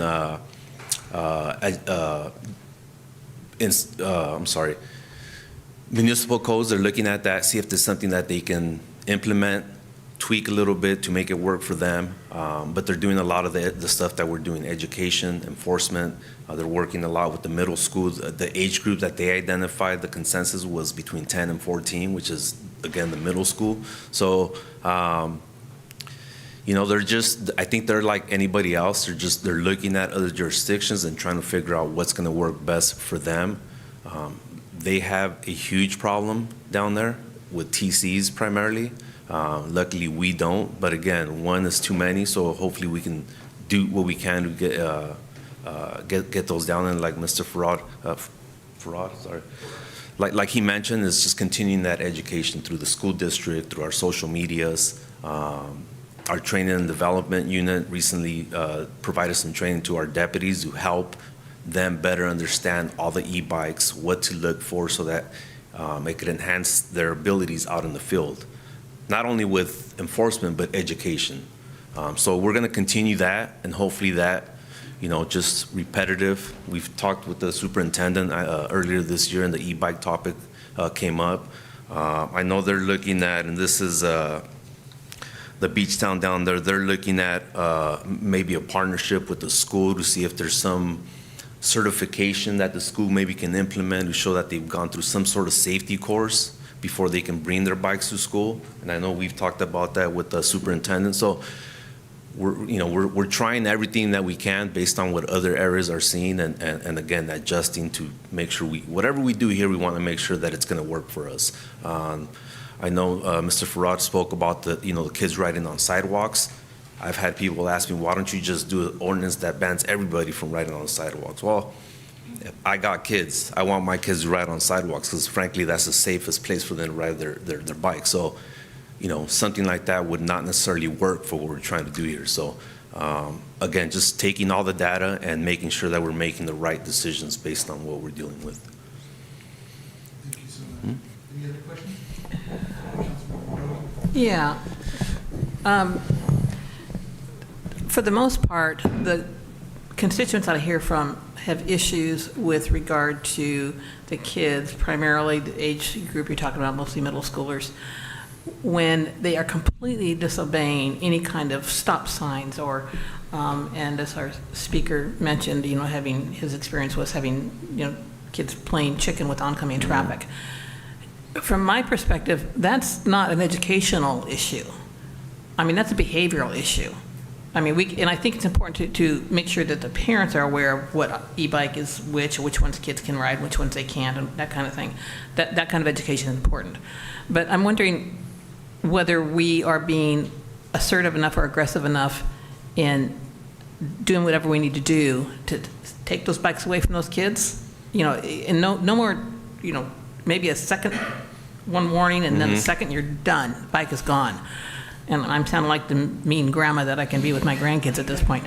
But that infuriates me. To me, again, I don't think it's educating people on how to ride these bikes. It's these kids that get, and what I see, and I saw it, I'm out in Thousand Oaks and Westlake Village quite a bit.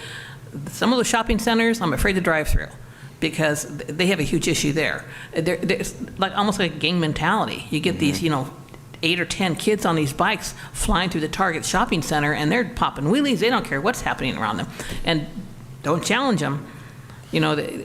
So I'm just wondering if there's more we can do in the way of a disciplinarian type punishment. Yeah, I mean, that's you bring up great points, and I think in a perfect world, if a parent told their kid not to do something, they wouldn't do it, but we all know that's not. But it does bring up a valid point in that, a lot of it is on parenting. Parents need to hold their kids accountable, and if they're riding their bikes in a reckless manner and it's brought to their attention, there need to be repercussions for that at home. There wasn't, but there now is some legislation that allows us to tow e-bikes if they've been tampered with and they're considered out of class. We do have that ability.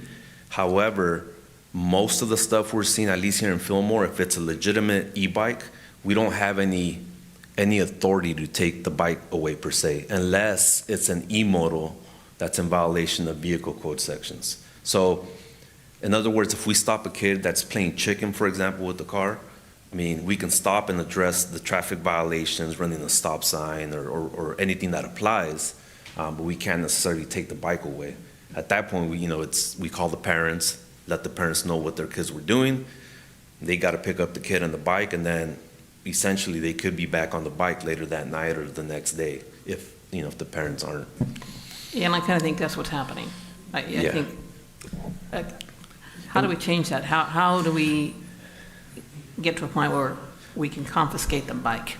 Well, we are doing, like I said, enforcement, and I think you're right. There's only so many times you can tell somebody not to do it, and I think our deputies, at least here, have a good understanding of the kids that are riding these bikes and like the repeat offenders.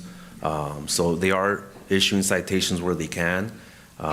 We get a lot of support from parents when we contact them, but we also get a lot of pushback from parents too. So it's a balancing act. So again, just increased efforts with the school district and social medias, and we'll continue to do enforcement efforts when we can, and hopefully we keep those numbers down and we see less of the reckless activity out there. Councilmember Villasenor. Okay, thank you. Yeah, quick question to follow up. Excellent points from Councilmember Brogy. And my follow-up question is, are any of the jurisdictions, any jurisdictions doing any parental fines? Has there been any kind of movement in that direction yet? Not that parental fines so when we give a kid a ticket, essentially the juvenile, the ticket is for the parent, right? Because ultimately they're the ones that have to pay the fine, not the kid. So in a sense, it's their fine. But I don't know of any other jurisdictions that have implemented anything outside of in addition to. Like in addition to, yeah, I do not know that. We do have a working group, though, like I mentioned, with the spearheaded by the Board of Supervisors with our traffic units. And so I think they met a week ago or a week and a half ago. They went over the stuff from the beach city down there, and they're just collectively trying to navigate this thing and figuring out what the next move. So. Okay, all right, thank you. I'd love more information on that. And I've been out and about recently here in town, and I've witnessed your deputies stop children, on the e-bikes and making sure they have the helmet and making sure the bike was, not tampered with. And yeah. I've seen them, the parents were there, and I think they're doing all you guys can do with the resources that are given to you right now. So I want to commend you and your officers for doing a great job. Thank you. Yeah, and then we've also ran into situations where, not primarily a little bit older kids where they don't stop for the traffic stop, and now do we pursue them? Probably not, because it's not worth the risk to them, us, and obviously the public. So there's been a handful of times where that happens. But we're able to identify the kid and maybe follow up. We just had a deputy get in that same scenario in Santa Paula, one of our county deputies, where he went in a miniature pursuit of an e-bike. But yeah, I mean, they're trying, so we'll keep at it. Thank you. Okay. Oh, sorry, Mayor. Go ahead. I'd be remiss, Chief Malgone, don't worry, it's not Rotary. I'm not president of Rotary. I give this guy a hard time almost every Wednesday morning. But I think at this time, really want to thank you and your deputies, specific your SROs. So, we're up here on the from the school side, just the work and dedication. I mentioned earlier the heart and the relationship that our SROs have developed with the students. I mean, we can go back, with, I sure hope we keep Rubalcaba here a few more years, but just those relationships that the deputies have made with our students. For sure. Have just great strides. Thank you, appreciate it. It's great. We have the SRO down at the middle school, but just up at the high school, I think it's gone a long way in the SRO at the high school is, kind of a joint thing with the city council, the city of Fillmore, and just, I think when we look at, how we're dealing with, crime and issues that go on in the city, those relationships go a long ways. And I know you guys, the team's working on, that's part of the solution is utilizing the SROs to educate the kids and students to, be safe out there. And then when they see, it's like Erica was saying, see something, say something. We've had great success with those relationships of students reporting things to the deputies. So thank you for your leadership. Thank you. Go ahead. No, go ahead. On Scott's note, I like that. Kudos to your team. I have seen it, and I know the last meeting you made this presentation, and Mayor made a comment to him not using his helmet every once in a while. But I will say that I've been a witness. He's using his helmet now. I think because I did attend your bike rodeo. I think it was amazing at the elementary school. I saw a lot of kids and parents engage. I was thinking maybe we can do another event where we promote, good behavior, positive behavior, rules, and education on both the children and also the parent, and then have like an afternoon ride with all the e-bikes and kind of have like a little trail around Fillmore. And I think that would be great because we don't want them to stop because, again, as we mentioned, whether they're outside or incarcerated in their rooms tied to a screen. And so I would rather see them outside riding around and saying, hey, there's a right way of doing it.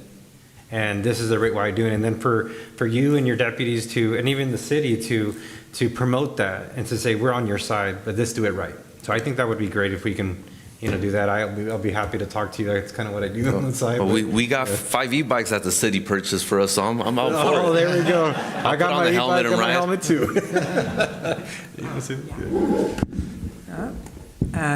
To piggyback along with what Councilmember Mario Rodriguez said, one of the things, we actually purchased just in May e-bike for my grandson. But we did a lot of research and we worked, of course, with parents. And fortunately, my grandson Aiden's mom is also a critical care nurse. So she talks to him a lot about, what she sees. And, and to be blunt, she says, Aiden, you either wear a helmet or you wear a diaper. That's kind of what the nurses tell kids, and so it sounds kind of yucky, but, it's the facts, and when you are in that. And so one of the things that we, in working with Aiden, we had him take there's a lot of great online courses now, and there's one that's really good. It's called Pedal Ace, and it's specially designed for teenagers. Teens, and those are the ones that are riding the bikes more. And it's really a comprehensive course that It really covers all the aspects of e-bikes, and it's really nice because it's in little bite size, because, with their attention span Right. and what have you, and then at the end, they get a little certificate. So to go along with what Mario was saying, be nice, like maybe, with another rodeo, they bring in their certificate of completion, and they Right. get some kind of reward or something. But my thing would be more to, instead of a punitive, is to go more with a positive approach for kids, with e-bikes. We want to encourage that, just the positive, that they're, being safe, So, Aiden knows if he doesn't wear his helmet, that's it. We're going to take away the bike, so. That's the way it should be. Yeah, yeah. I know. Yeah. Yeah, and I'll look at a few other options. I know our Camarillo just recently did a bike event too, and they brought out, I believe, 1 or 2 retailers to display bikes and be available to talk to parents about the different e-bikes, what to look for, give them ideas on what's good for their kid based on their age, manufacturers that are good or better than others. Not necessarily trying to sell their bikes per se, but more of an educational thing. So I'll look at that and see if something we can bring to Fillmore. They're obviously a much larger city, but By the way. what is it? He's 15, so we were gonna, he's asked for it the last couple of years, and said, no, we gotta wait till you're a little more responsible. Yeah, I agree. I got a 12-year-old that's got an e-scooter, and that's all he's got now. And I'm the same way. If you got the helmet on, or you're not riding this. So, but it's he can ride his e-scooter to school and home, and go to the park and come back, no problems. So it's just a matter of, again, as parents, educating them and making sure they know how to ride responsibly, and then hold them accountable when they don't. So. Looking forward to another event. Yeah, let's do it. Thank you, Chief. Thank you. And another tool maybe we can show is, I know Camarillo put out a video of they had a child that was involved in Yes. in an accident. He volunteered, him and his family volunteered to make a video along with the police department. That was a pretty powerful testimony to share. That was actually embedded in our April presentation, but okay. It wasn't playable. But I will get that out and I'll share it with it'd be a good one Erica to share. and the superintendent for their school. Yeah, for sure. Thank you so much for your presentation. Thank you. Moving on to 8, City Council and Board of Trustees reports, recommendations, and comments. I have nothing to report. I did attend the Air Pollution Control Board District, but at our next meeting, I will report more out on that. Councilmember Garnica? Sure. So I attended last week, actually, I attended the Fillmore Piru Groundwater Sustainability Basin. So basically, this is all the people that pump water out of the ground in the valley here between Piru and Santa Paula.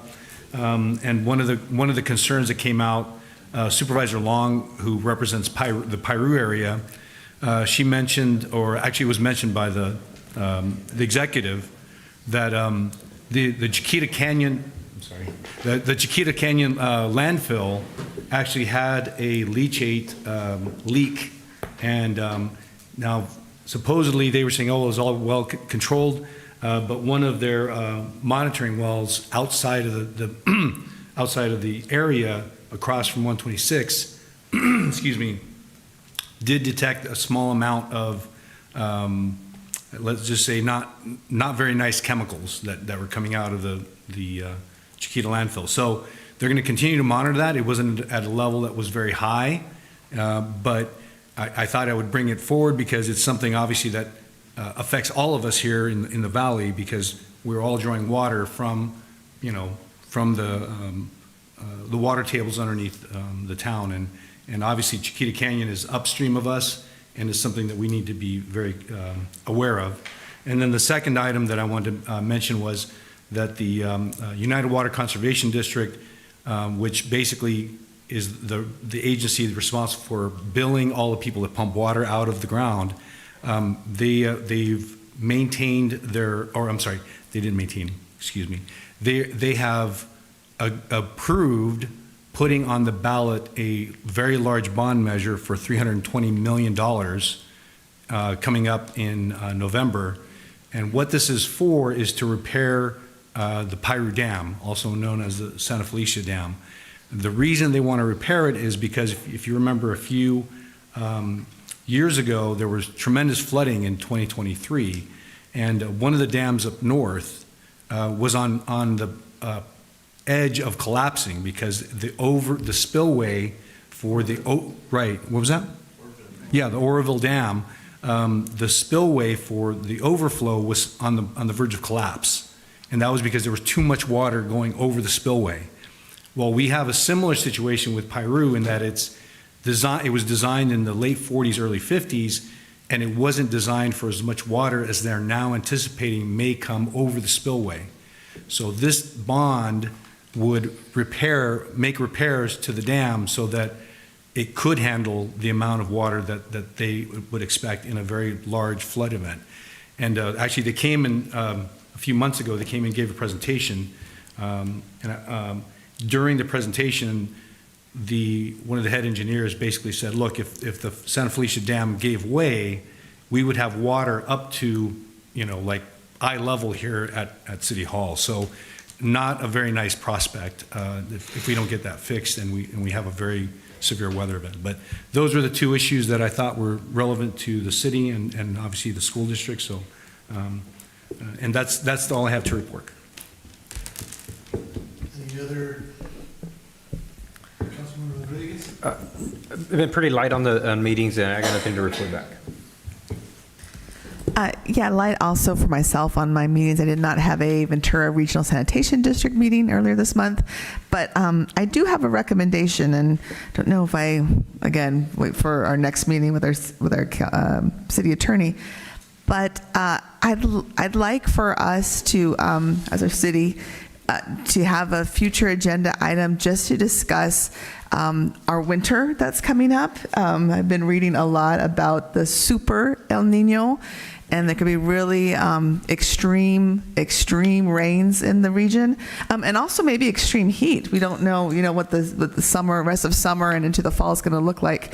So I mean, I know one of our city goals is now has bumped up is emergency preparedness. So it would be great to look into this further. And I thought even I was actually Googling earlier today our National Weather Service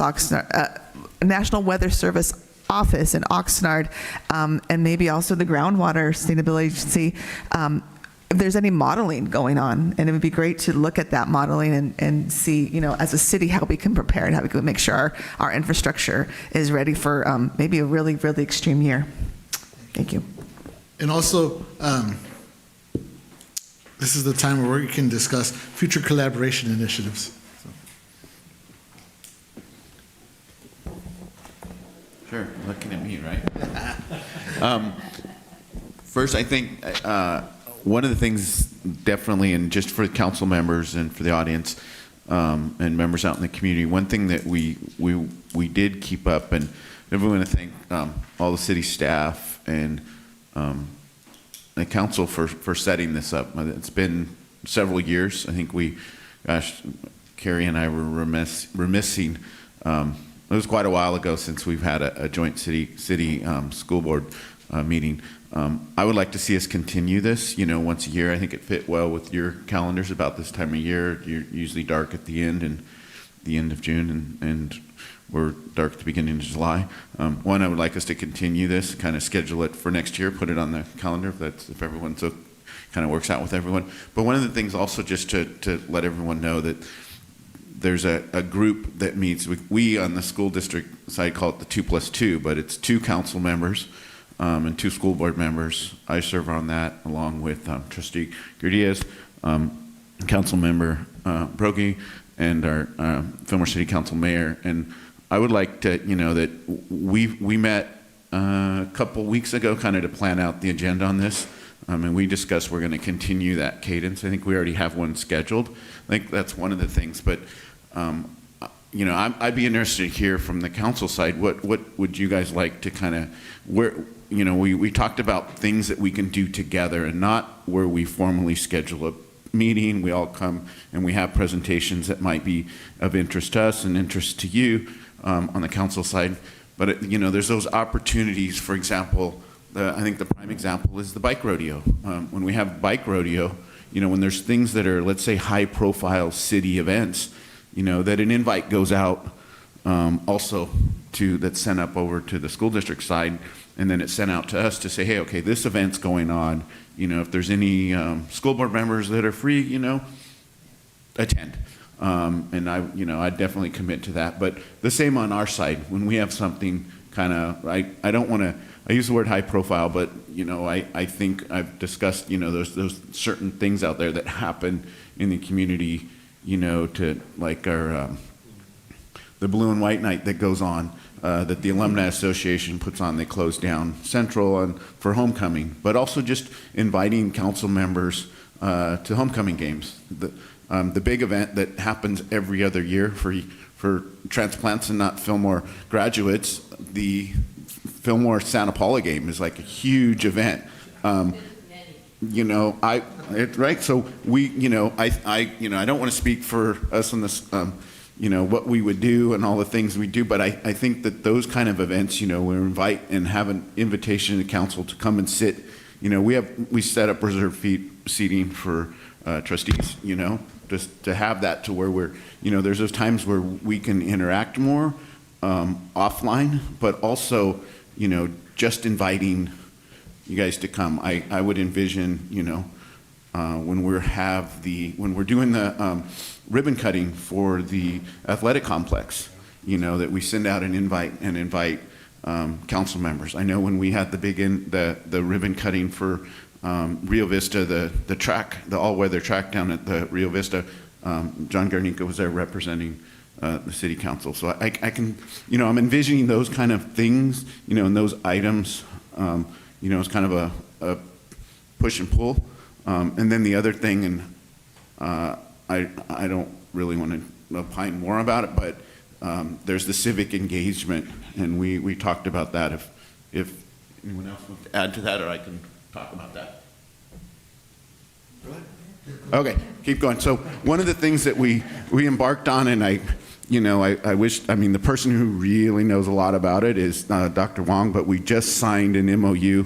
We approved an MOU, Fillmore Unified approved an MOU with the Ronald Reagan Library to focus on civic engagement. So the big component of that is that they're hosting, they're going to be coming to our campus, middle school and high school, to work on civic engagement and kind of public service. And then we sent superintendent, or correct my memory, we just had some kids go to Pepperdine University that's on student leadership. I think, was it 4 students? 3. So we just sent 3 just a few days ago over to Pepperdine. It's the first of its kind. We're the first school district in the state of California that's going to have a direct connection with the Ronald Reagan Library, which I kind of joke about. It's like, yeah, but that's first instead of Moorpark. But we want to really work on, I think we, and the 2+2's already talked about this, is how do we engage the city to work on the civic engagement thing. One of the things that we heard, and Dr. Wong touched on it, when we're talking to the students and they're talking about community service, our students want to serve more, and we have so many nonprofits in this community. I'm going to go through the list, but they're already engaged in some of the nonprofits. But there's what ways that we can work with the city to engage in that civic side. The other side, and we talked about this in the 2+2, is we're very focused to have. We would love to have all of you council members come speak up at the high school and talk about what it's like to be a council member. Maybe as Dr. Wong kind of was talking about, okay, what's your job related, but more that relationship that we're, developing, and we as trustees will be speaking to the students too. So I think there's a lot of work, and we'll continue to kind of flesh that out in the 2+2 meeting, and I'll stop there. Thank you, Board Member Balick. I love everything I just heard, Scott. So I'm just saying, I love everything that you were just talking about. So looking forward to hearing from the 2+2 reports out and continuing. Thank you. Okay. Moving on to item 8B, future agenda topics and meeting dates. So if anybody has any suggestions or ideas, or go ahead. Councilmember Garnica? Sure. I mean, I certainly would encourage both bodies to meet again. So maybe do something regularly, like twice a year. I think that would be very, great for the community and great for both organizations. All right. Thank you so much. And Can I ask a question of Councilmember Garnica? You and I would ask you this privately too, but I think it's perfect here in this setting. Is you're in a very unique position in the sense that you served as a trustee previously, and now you're serving as a council member. Where do you think, because you kind of know our side into things, and then do you have an? I know I always put you on the spot directly with questions, but where do you feel there's some other things that we're missing, and where we can connect and build the relationship, and if nothing on the spot, you can pass that on through to Councilmember Broggie or. No, I mean, I think that's a good question, Scott. I think having been, I was also on the school board at a time where we were meeting actually very regularly. This was probably early 2000s. We were meeting, I mean, we met at a joint meeting out at the school farm. We had joint meetings at the district office. We had meetings here. During that time, it was a regular thing for the two bodies to meet, and actually a lot of great things came out of that. I mean, if you look at the collaboration on Dolores Day Park, that was a result of the city and the school board working together, right, to utilize our resources together. I think we had some MOUs on, using equipment, for example. There's equipment that we have that maybe the school district could use, and I think there was an MOU that came out of that, correct me if I'm wrong, continues to this day, where each organization can call the other one up and say, hey, can we use a backhoe? We need to dig a hole or whatever. So those types of things, I think there are a lot of opportunities to, save money for our constituents, and just fostering a good relationship between the two organizations. I mean, how can you lose, right? I mean, that's always a good thing when we're working together for our, constituents, because they're all of our constituents. It's not just the school districts, or it's not just the city. These are the same people we're talking about, and anything we can do to help each other, in the service of those constituents, that's all great stuff. So I definitely think there's more good that could come out of it, and I think the closer we get, I think the more good will come out of it. So, yeah. Very well said, Councilmember Garnica, and I think we can continue to hash it out as Board Member Balick said in our 2+2 meeting, and we'll report back when we meet again soon. So, thank you all for a wonderful, productive meeting. And one more thing from Councilmember Broggie. I want to take the opportunity to just let people know that I will not be hosting a porch talk tomorrow night. I have a conflict that I have to attend to, so hopefully I'll be able to get it on the calendar next week, and it'll go out on social media. Thank you. Thank you so much, and thank you guys all for this meeting. It was a great meeting, and I can't wait to do it again soon. So at this time, I adjourn this meeting till next regularly scheduled meeting at 6:30 p.m. on July 16th. Thank you.